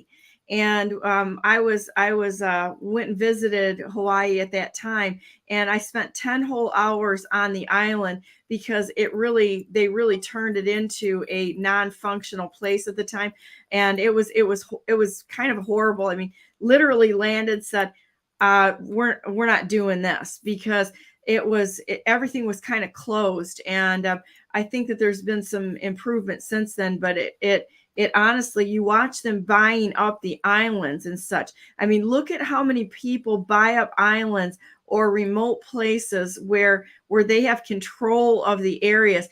You want to see something really freaky? Look at North Sentinel Island in the Indian Ocean, and you want to totally have your heart stop. Watch what's happened to these poor people out there that have been isolated and cut off. It's not to preserve their culture; it's to preserve them for hunting.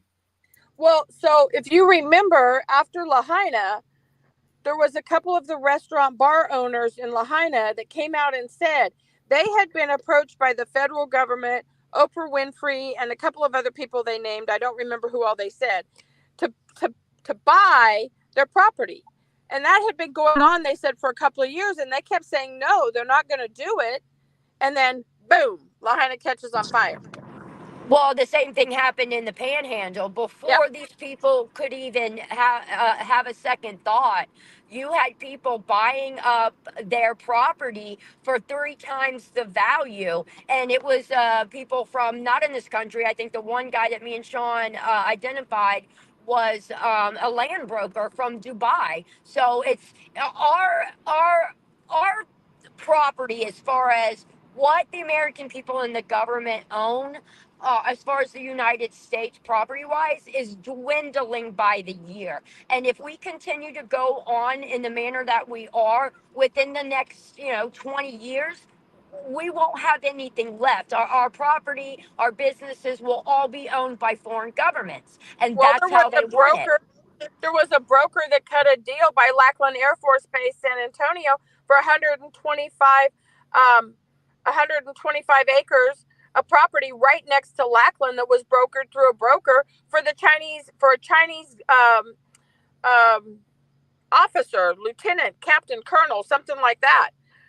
At that 125 acres out there, they're buying them close. They're buying them close to our military bases and resources. That's why I said Arkansas's next. Watch. Arkansas.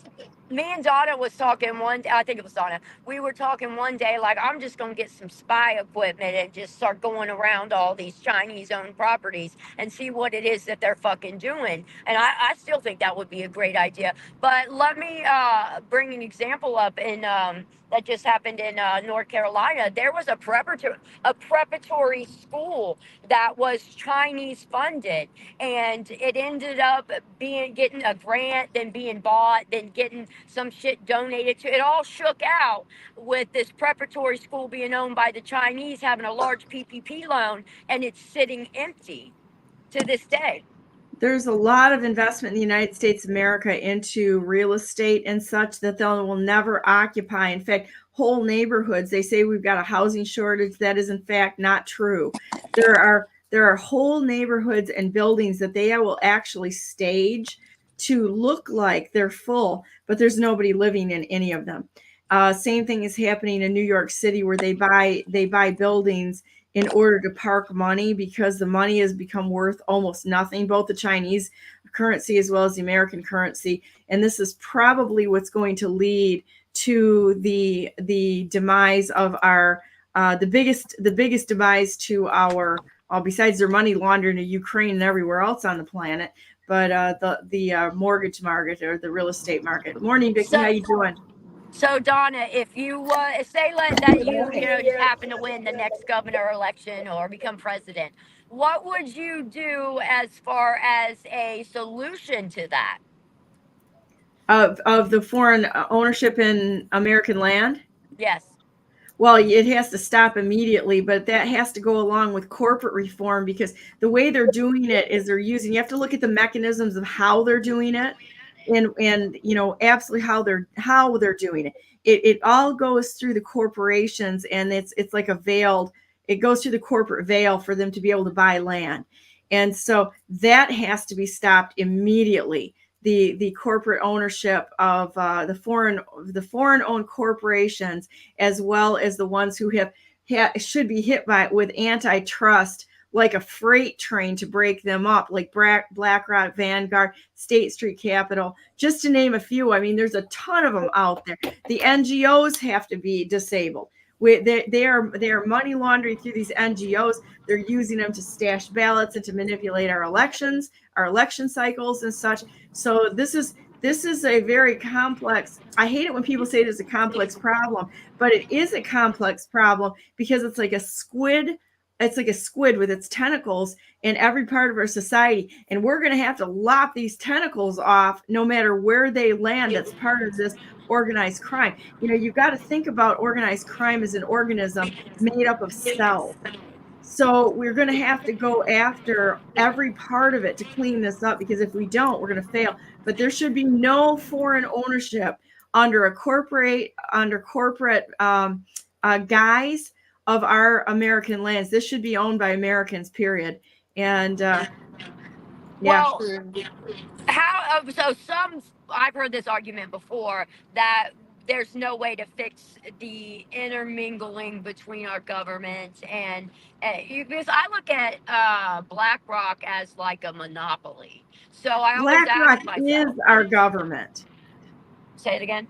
BlackRock and all these public-private partnerships, that is government ownership of the businesses or the corporations. It's the same thing they've got in China through the CCP. They just didn't come right out and declare it. They did it through economic means of taking over businesses, and then you've got mergers and acquisitions, which I hate that word, because that's just basically saying that the government took over our nation, our economic powerhouse, our supply lines.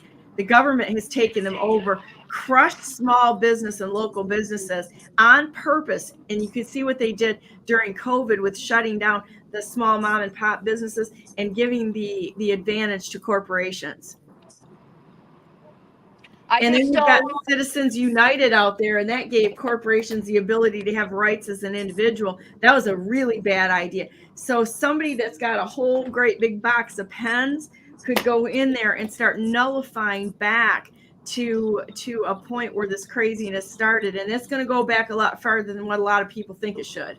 Well, shouldn't the overturning of the Chevron doctrine take away a lot of those policies and rules that were put in place that allow some of these big corporations to exist that way?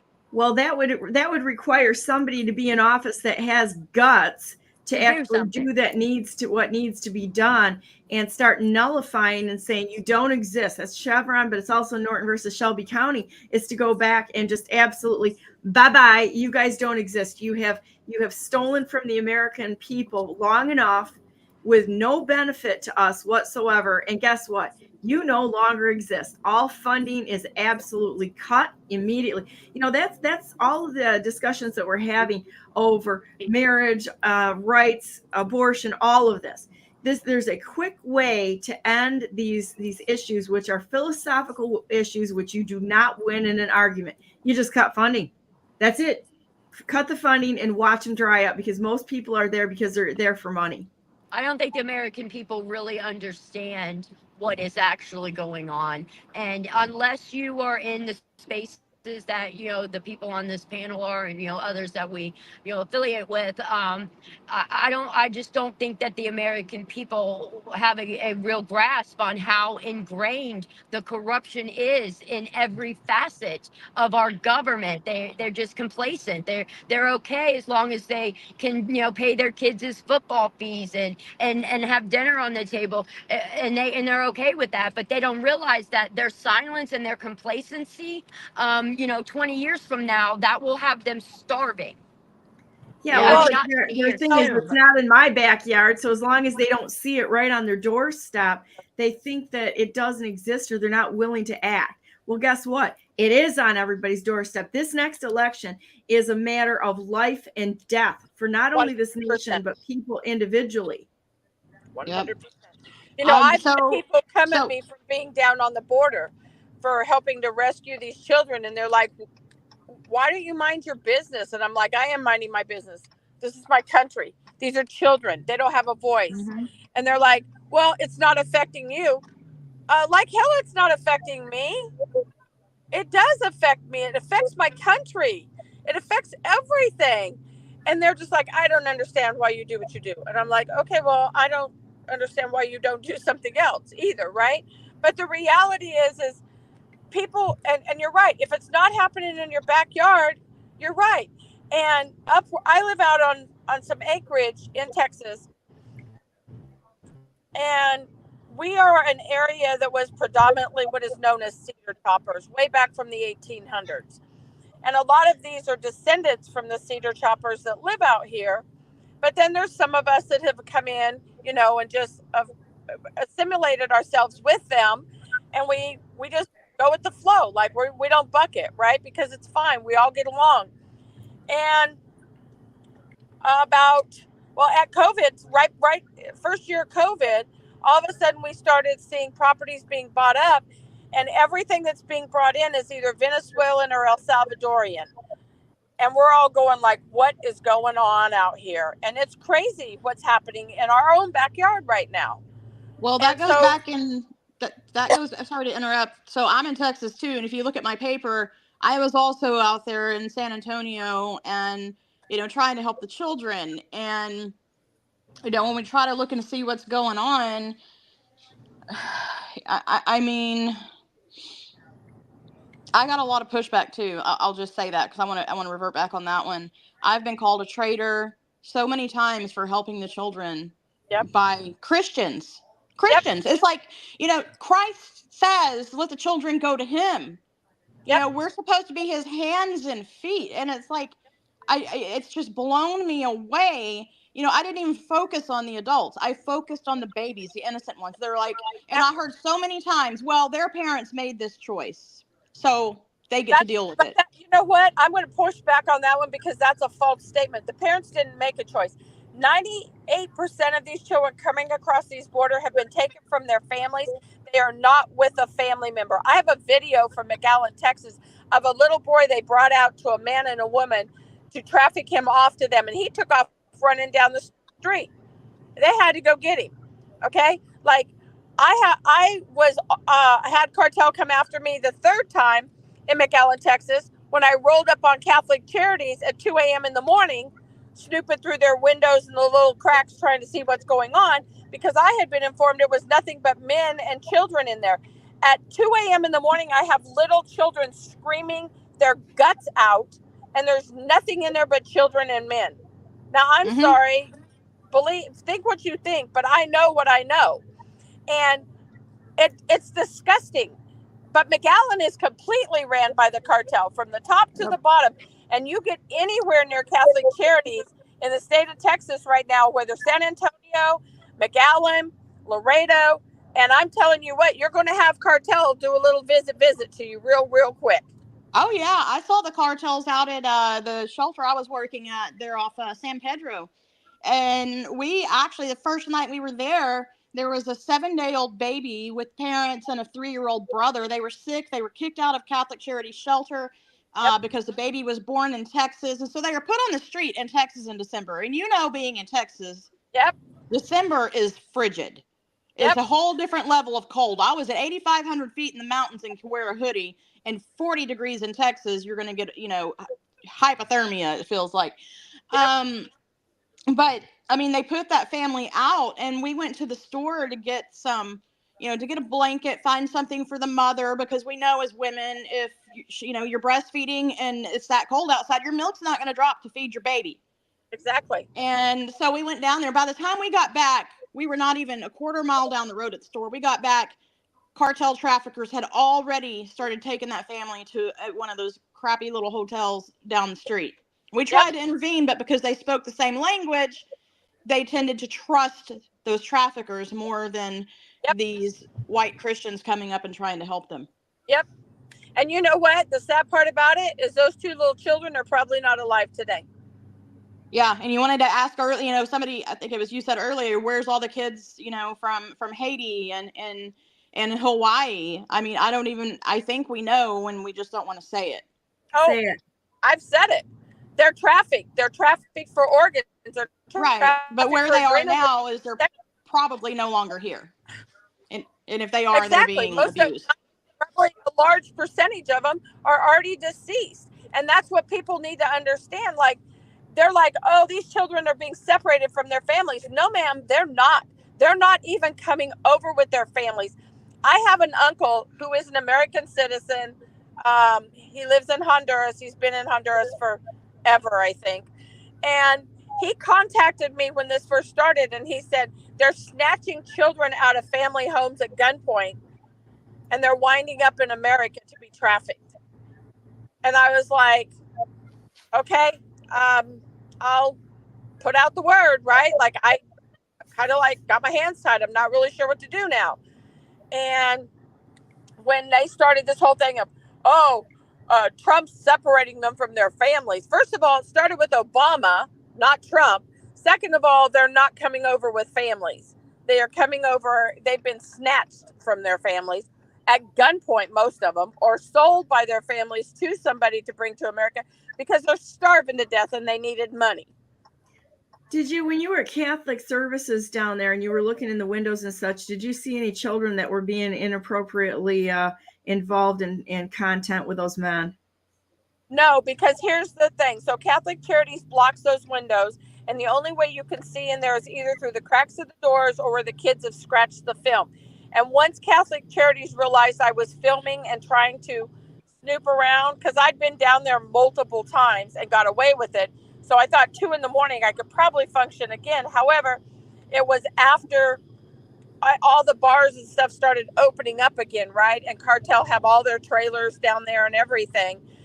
And when the girl came out of Catholic Charities and saw me, she immediately picked up her phone and started texting, and then went back in, came back out, started texting some more. I heard a car come ramping around the corner at me.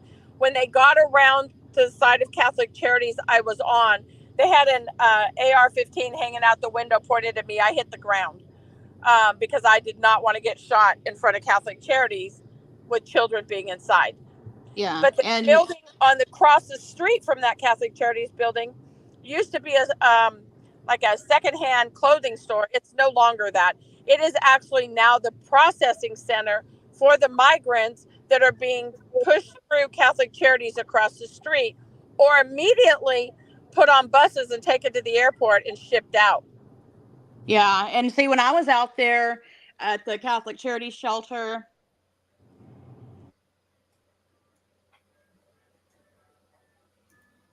Having a little bit of tech issues this morning. Vicky, you want to chime in while we're waiting for Melissa? Yeah, I have been, of course, following all of this. I don't follow the children as close as I do other issues because it upsets me too much. And so, but people think Obama started this. People think, Biden started it. No, all of this started in 1993 with the reinvention of government and disarmament, general and complete disarmament, and conversion of our economy to what they called a civilian economy, putting people first. Okay, well, what putting people first meant was putting Marxist communists in charge of people, of our communities. And they privatized social services, allowing private nonprofits to offer social services. And of course, anything that government subsidizes, you get more of. And so they put communists in charge via redefinition of our economy, and they contracted out social services. Well, what the hell do you think is going to happen when you privatize social services with communists in charge. And that's the situation that we're in. You know, I've been studying what's the Pacific Northwest with Casey Whalen. And I've traced it all the way back to when the Soviet Union fell and Mikhail Gorbachev set up shop at the Presidio in San Francisco with his State of the World Forum, and he established the Green Cross International. And Gorbachev got involved in base closings, and so he was involved in the re-economization. That's not really a word, but redefining the economies in communities where military bases were closed. And that's when Clinton set up all of these community programs, with all of the community programs being run by communists, led by Mikhail Gorbachev, with Nancy Pelosi's and the Democrats' assistance in getting legislation through Congress. And, you know, basically they've been converting our country to a communist country ever since. One thing the indoctrination camps we call school. Yes, it includes that. Hey, Donna, real quick, Jody Lynn, she's the other person that wrote the paper with me. Yeah. The article. Would you mind if I send her the link to let her get on? She has more on CSI than I do. Yeah, no, bring her on in. More the merrier. It's great. Let's get the truth out there. Yeah. One thing we could do immediately, and, you know, I think this could be sold to the American public, is to end private social services by nonprofits.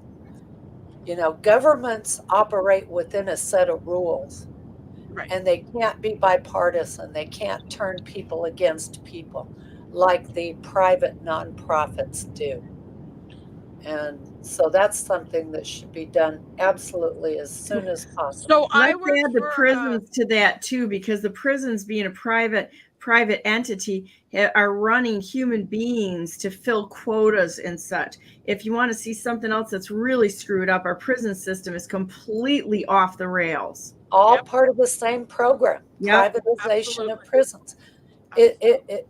They completely redefined our economy, and they took military money and put it into the social systems, the schools, the private social services, the comprehensive economic planning.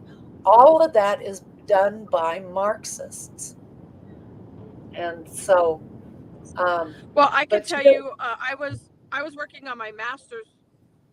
I was working on my master's degree, and I was attending a required seminar in Minneapolis, Minnesota. The college I was attending was Walden University. And first of all, I encountered a lot of the different communities in Minnesota that we as American white women are not welcome in at all.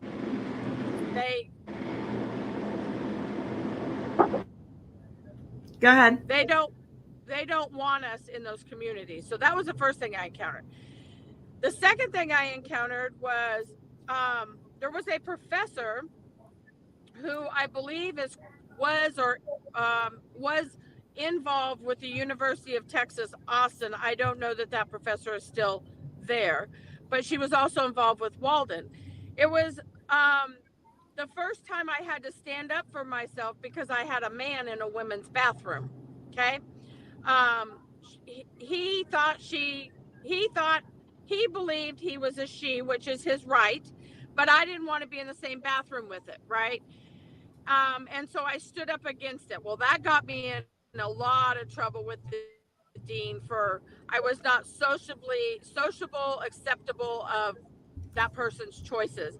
I said, I don't care what their choices are. I just don't want to be in the bathroom with that. That's what I'm not okay with this. I'm sorry. Then I came back from, I came back from lunch and they had another professor, a male professor, who I also know who is involved in a social services program in Austin, Texas, with children who are LGBTQ. And this is supposed to be a safe house for them to go to be with like-minded, adolescents, which is a safe house. And I think that is a good idea if it's handled appropriately. However, that's not what this place really is. And when this man got up to talk and the first statements he made, I stood up and said, wait a minute, I paid $4,800 to put up with this nonsense that is against my values and against my rights as an American. I'm not okay with it. They took me out in the hall, put me on academic suspension, made me write 7 new papers about how my views were not appropriate, and made me take 2 extra semesters of school before they would ever let me graduate. Oh man, I'm going to bring Jody Lynn on a minute because I know she only has a few minutes here. But welcome, Jody. Thank you. Can you hear me? I sure can, loud and clear. Melissa Awesome. decided to invite you on today. Melissa, would you like to ask some questions here and get this ball rolling with Jody while she's got some time?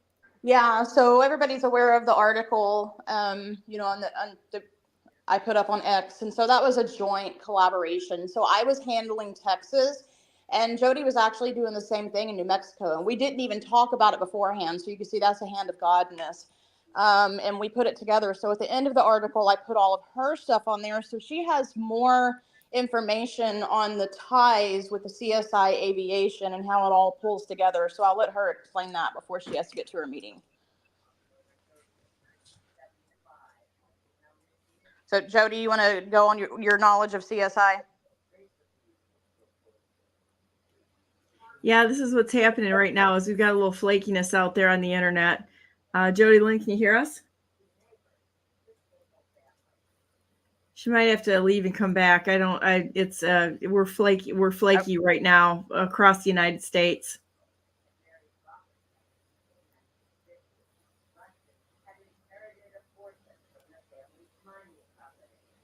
Well, anybody else can chime in while we're waiting for her to be able to connect. Go ahead, Vicky. Well, all of this is privatized social services, and the social service providers are communists, Marxists. And so, whatever you're seeing in your community, it's replicated around the country. Okay, Jody Lynn, go ahead and let's try that again. And okay, hi there. Can you hear me now? Yeah, sorry to interrupt you, Vicky. We'll come back to you. She's got to leave shortly. Go ahead. I'm sorry. Yeah, I have a meeting now. It's 9:30. With Melissa and I, she had mentioned she saw a lot of CSI aviation emblems and so forth on the borderline. So it was a connection to New Mexico because this aviation business is, I'm kind of worried because Commander-in-Chief is going to be here on Thursday, and he's actually visiting and going to be, that's where the event is, at the CSI Aviation. So they work with the UN Secretaries. They're a vendor, a registered vendor, the DOD. They've trafficked, maybe I shouldn't say that word. They move people and do sensitive missions. And their history in New Mexico, they're with the Weih, W-E-I-H, I believe is how you spell his name, the owner, CEO. His family owns it. His daughter's part of it. His daughter's married to an attorney, Mr. Dunn. It's connected to Mr. Maestas attorney. It's a big firm. And their connections are also to Domenici, to Bush.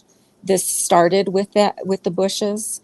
So to me, it's a very intricate business involvement into, it's also international.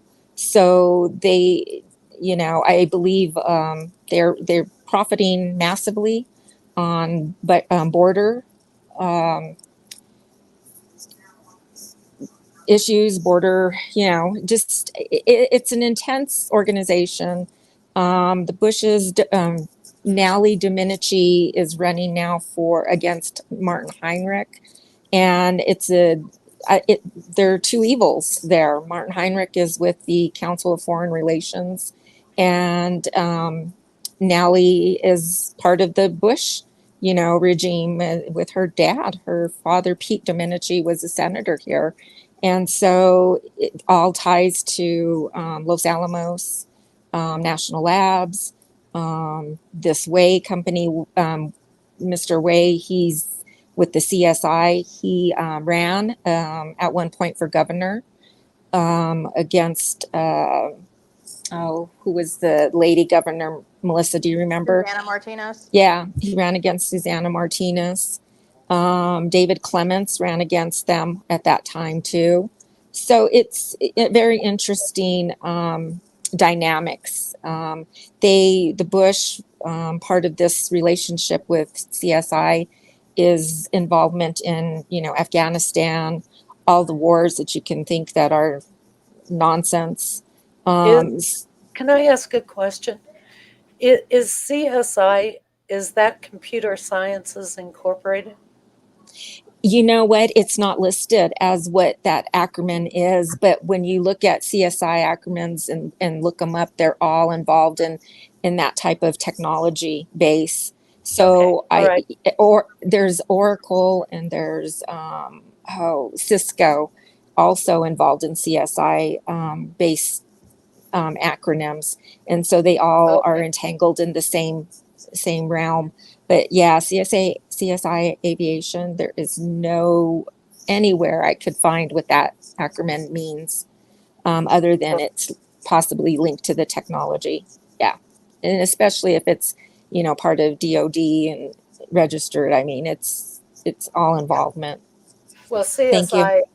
CSI always kind of went by the acronyms CSI, but their full name, their corporate name was Computer Sciences Incorporated. And they always have been a really bad corporation. So Right. Yeah, and they're international. So, and again, Bush is part of this. So I'm concerned with this visit coming up on Thursday, it being in that headquarters. So that's the little summary I have right now. And I don't know if there's any other questions or thoughts. Does anybody have any connection to the Trump administration, Don Jr. or Donald Trump, any of the above, that somebody can get this information to him and say, look, this might be a setup you're walking into? I've already done that today. I've sent it to somebody that is very good friends with General Flynn. Yeah, there's some ways we can get information up to the rightful president of the United States, President Donald J. Trump, and every one of us is being watched all the time. All we got to do is say the truth, and I'm pretty extra sure that somebody out there is listening in on this and can get the information to him. I had 2.5 years of having the 3-letter agency riding all over my back, and I didn't do anything wrong. I just was someplace exercising my First Amendment right, and yeah, I went through all that. Yeah, see, on mine, I go so far back on whistleblowing that they probably look at my name and say, oh crap, we might really want to leave her alone, because that's going to start pulling whistleblower and stuff, stuff that I filed with the Department of Commerce way back in 2013 on Boeing. Well, yeah, see, when they did COVID and they shut everybody down, Texas, they shut us down too. Governor Abbott shut us down.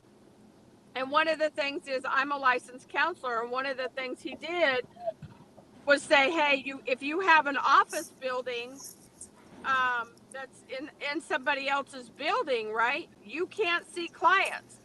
So I had to buy my own office building and move it to my property in order to continue to maintain my clients, because otherwise they were going to lock our licenses down, which was crazy. It made no sense.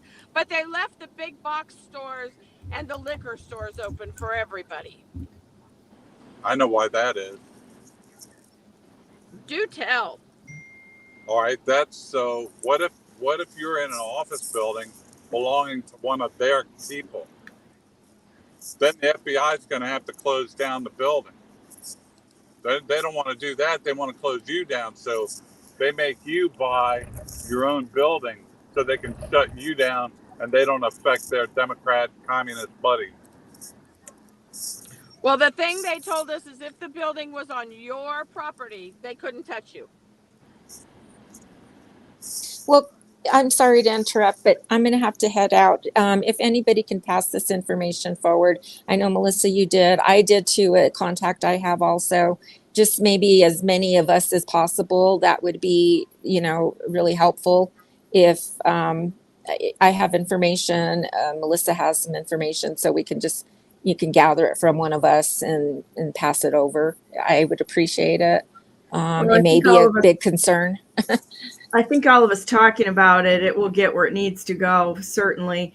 And we'll make sure that word gets passed along to someone that can warn them, because, quite honestly, we know that he's the rightful president of the United States. They cheated him out of it in 2020, and they've already made several assassination attempts on him to take him out. So every single one of us has the responsibility to stand up, and if you see something, say something to protect him. It's not him sitting up there all by himself. It's all of us. We all stand together, and we stand, for the rights of every American who's had their rights violated, and he certainly has. And I want to say thank you to the nice lady that got harassed for 3 years by the FBI. That's doing exactly what Donna said. That stuff might happen to you, but you know what? That to me is a medal on your chest. So thank you. Badge of honor. Thank you for being born in their side. Well, my plan is to go back to Washington, D.C. on January 20th. So we'll see what that looks like, right? I'm going back to see my president again. Never say give up. You got to always keep fighting forward. Never quit. And after the 2 times that they attempted to shoot me on the border, and the 3rd attempt I had on my life by the cartel, I went through breast cancer last year, and I'm headed for a neck surgery on the 31st of October, sorry. And but it hasn't stopped me from continuing to do what I've wanted to do. I just haven't made it back down to the border, because everybody I'm talking to that lives in Del Rio and Laredo that I know on the ground down there is like, it's like a war zone down there right now. And I am not physically able to address that at this particular moment. Well, I'd like to hear more about what happened when you were shot at. So the first time I was down in McAllen. I was at Azula Park. And if anybody knows anything about Azula Park, if across the Rio Grande on the other side used to be a family park in Mexico, it's now called Cartel Park. And the other people I was with was watching some of these cars and trucks and a couple motorcycles, a van that was pulling up over there. They were getting a little nervous, right? And they were like, we're going to leave. And I was like, that's cool. I got my car. I'm not leaving. I'm staying. And a couple of the other people I were with was like, hey, we'll stay too. And so I just started roaming off. And there is a dam in Azula Park that half of the dam is in Mexico and half of the dam is in the United States. So I walked towards that dam and noticed that there was a package floating in the water. And as soon as I started down the rabbit trail where you could see people's feet had come, I heard the first bullet come. I went down. I just hit the ground because I was like, I knew what was happening. And then the closer I got down in that hole, you could see more cars coming on the other side of the river, right? They were showing up, vans, trucks, cars, motorcycles, like a lot. One of the guys I was with was like, look, we got to get out of here. Like, this is getting dangerous. We've got to get out of here. Let's go. Let's go tell Border Patrol what we found. Let them pull it and let them know what's happening across the river. I was like, okay, fine. Like, I really just want to get it myself. And he was like, no, this is not safe. So I said, okay, fine. So then I went down to Laredo. I was out in Laredo working with the older Border Patrol agents who are now not working for Border Patrol. And we were out apprehending those that were coming across at that time. And the Border Patrol agent said, we're being fired at. I didn't even realize what was happening at first. And he said, we just got fired at once. And he goes, hold on. And he grabbed me, threw me to the ground. That was the second time they came at me. I was like, this is ridiculous. I said, who's firing? He said, cartel. Cartel's firing. It's even worse now because now they're actually coming on our soil and firing at us on our soil. In Roma, in El Paso, and in McAllen. Wow. I got a question. There's some interesting stuff I want to talk to you when we get offline here about McAllen, Texas, because I've got some questions about that right now. And the cartel's involvement. When you say they run everything, are they running? Is it your opinion that they're running the elections down there? They are involved from the mayor to the head of the sheriff's department and everything in between. Yeah, and it's not just McAllen. So this is two Texans saying this now. It is every aspect of local government, the judiciary, the elections. I mean, every aspect of McAllen, but also down in Uvalde as well. Are they members? Are they actual members of the cartel, or are they under cartel control? From what I understand, the kind of discussion amongst Texans is these are actual cartel. How do we find that about the people that are in office, that the connections to the cartels? Chris, you want to talk to that? So ask the question again. We need to find the connections between those sitting in the seats and actual membership to the cartels.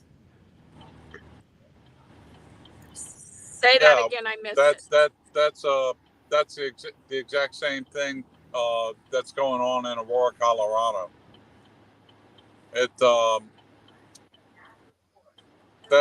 So what's going on is they're branching out to all the Democrat cities. They're trying to take over all the Democrat cities. All the Democrat politicians are in on it, either by coercion, bribery, or blackmail, or threat of life. And so they're what they are. They're going to turn over, and they're going to, put their ass in the air and let the cartels do what they want. They've already done it in Aurora, and that's a takeover. That's an invasion from foreign entities. So, and that's what's going on in Texas. If they haven't already controlled the whole border of Texas, the cartels, it may not be so much the politicians as it is the Border Patrol just can't handle the payload. So, they're not gonna, if they don't get the help, they can't take on 1,000 people, one person. God bless their efforts, but we need to send the National Guard down to that border, and we need to take our country back. This is an invasion of our country. By criminal organizations and foreign countries. Any enemy. Absolutely. It's all criminal activity and it's all criminal organizations. But listen, in Laredo, Texas, they are fighting because the cartel is also trying to take over all their governmental positions or are funding certain candidates, right? So, yeah, Texas is really dealing with a lot of more pressure from the cartel and the cartel funding. And it's way deep over here. Like the homeless shelters, Catholic Charities, Goodwill, Salvation Army, like they're all involved in this with the cartel. And look, all the older cartel agents, they've all retired because they were not going to process these people. They wanted them criminally prosecuted and returned to their country like they had done for years. And when they told them no, they retired. Now all those young pups that are working on the border, their pockets are lined, and it's not just from CPB money. It's been Sounds like cartel paid. sounds And like the OGs. Sounds like right the OGs of the cartel need to step up. And listen, it goes right up to the head cartel director, Mayorkas. You are 100% right. Yeah, So I want to say one thing. Cartel, Don't make the mistake of thinking that it's just Democrats because you're living in a Democrat community where you see it. It's also occurring in Republican strongholds. I watched this happen in the town that I was living in southeastern Idaho, where a bunch of cartel people moved in. The newspaper was writing about the poor Mexican immigrants. Meanwhile, gang members were in town. They were tagging everywhere with MS-13, and they held their own parade of those muscle cars or whatever they call them, that lowriders. these really tricked out cars.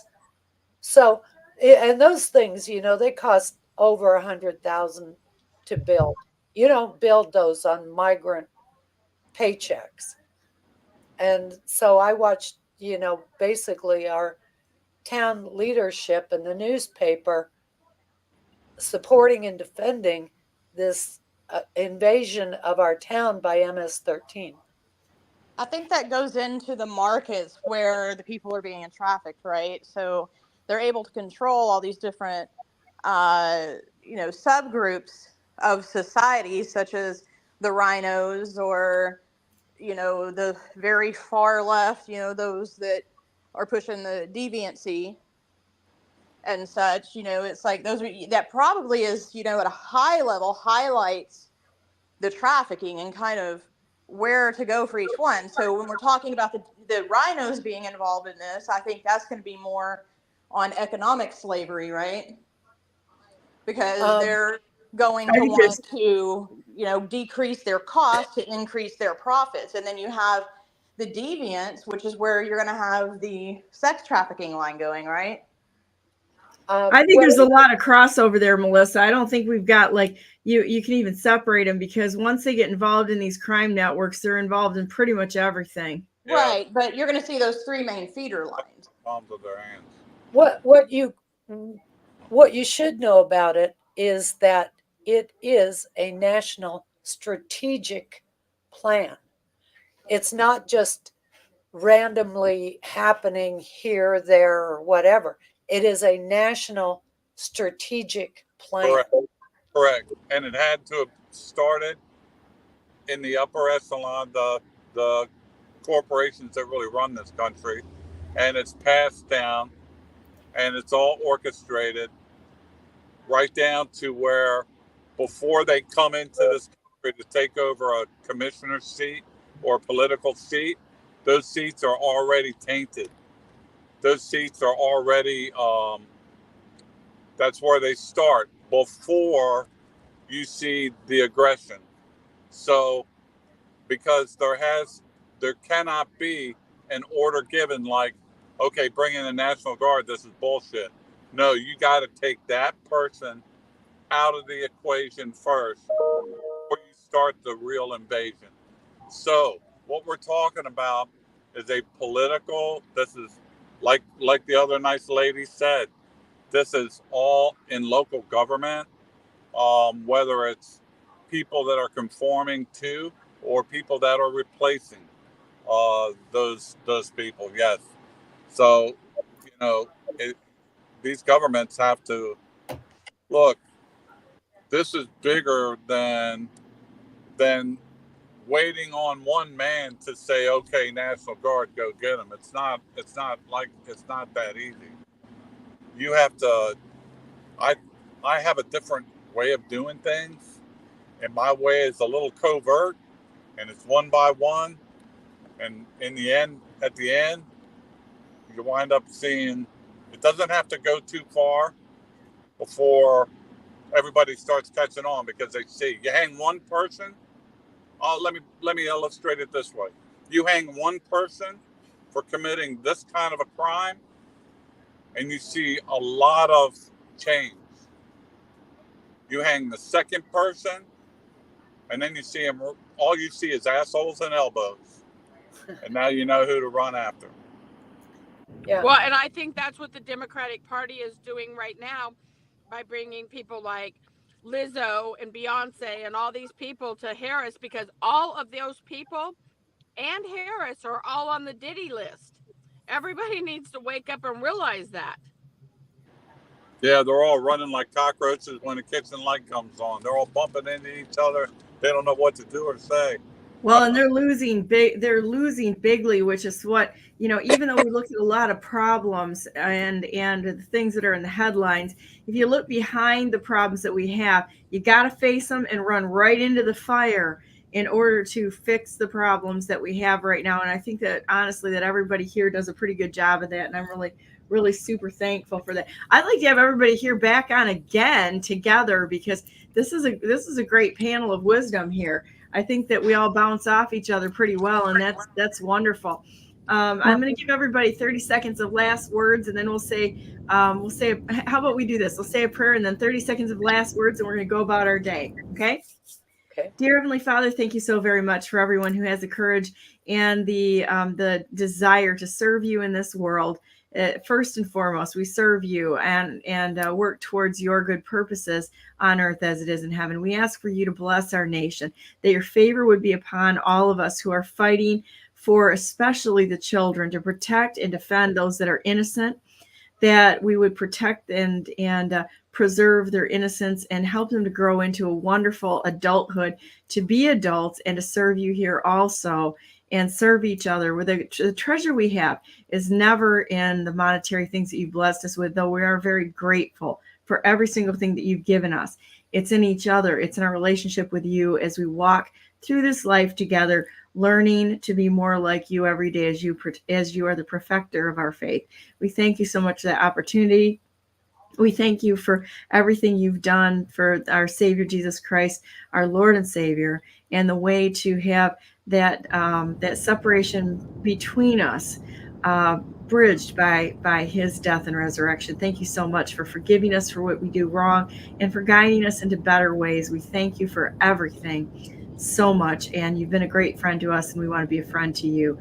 Let your favor rest upon every single person who's listening to this, as well as everyone here that's participated in bringing truth forward. In the name of Jesus Christ, we pray. Amen. Amen.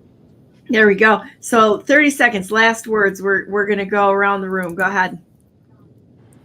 Well, I'll start. I think that I know there's another lady on here, and I'm not sure who she is, and I'm sorry, I am driving because I have a pre-op this morning, but if somebody can pass my information to her, I would appreciate it, because she's in Texas. I think that we need to continue working to exposing what's happening to these migrant children and American children alike, and protect those who don't have a voice, and be the voice for those children.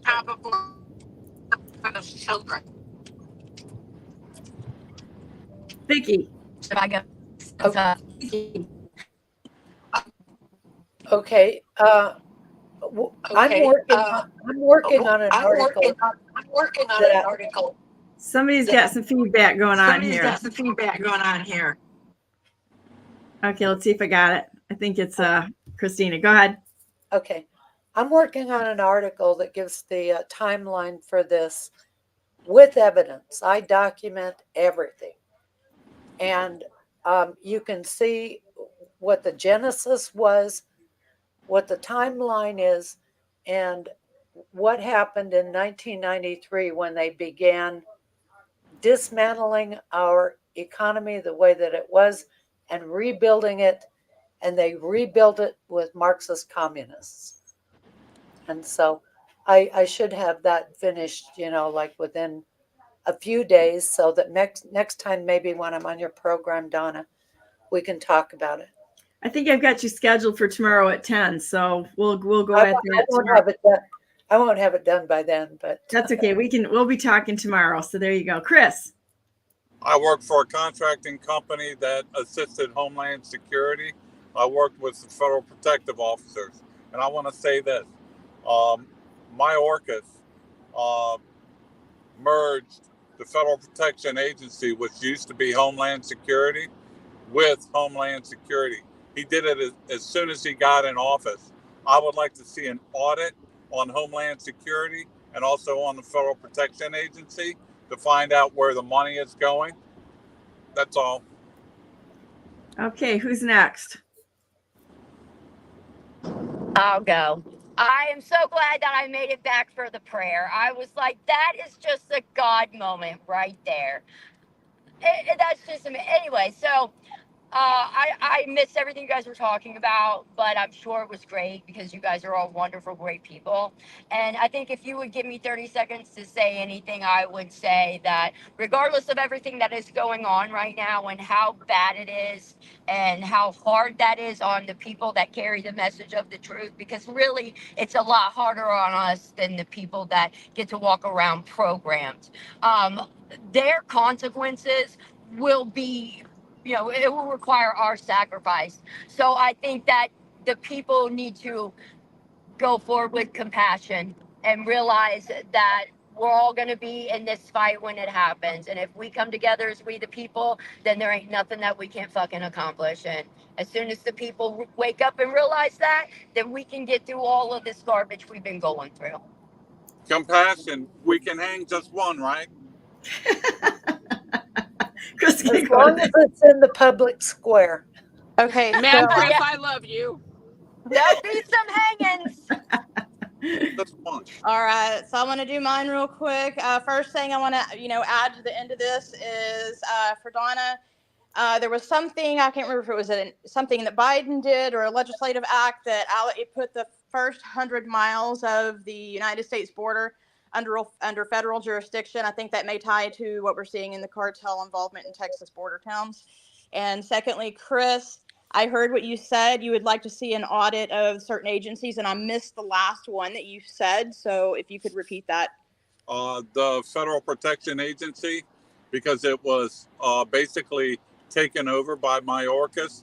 He merged it along with Homeland Security, his new Homeland Security. So what he did was he stole these agencies and merged them with his. So I want to know what he's done with the assets. I want to know what he's done with the money. I want to know if he's still using money going to the FPA, FPO, and FPS agencies. I want to know where that money's going and how it's being used. You know where it's going. You know what it's being used on. All right, 10-4, got that. I'll start working on it. That's why I want it done. Yeah, there you go. Well, I really appreciate you guys. What? What's that? And can I hang one of them? Gotta have a conviction. Then we'll see what happens. So thank you guys so much for being on today. I really appreciate everybody coming on here. And this is that part of the show, boys and girls, that we go to. Ding, ding, ding, ding. Go to BrandenburgForGovernor.com because I'm the best non-conceder who's ever not conceded in the history of the United States of America. And I would like to have a discussion with the rightful president of the United States, President Donald J. Trump, who we have the duty to defend him at the ballot box at the election day. Don't break the law. I don't care if he tells you to jump off the Brooklyn Bridge. Are you going to do it? No, you're going to follow the law. It's election day in the Constitution. And that's We're there you gonna go. just fight, because that's what. Yeah, Trump we're going to said. fight. That's right. So everybody here, thank you so much for being on. And I really appreciate your wisdom, your graciousness to share everything that you know, and the wisdom and the learning and the education you've done to improve yourselves and to share with others. It's a beautiful thing that you're willing to put your time into this and help that as we help educate each other, because the school system, the education system sure as heck didn't do us any favors. So No, it doesn't educate us. It programs us.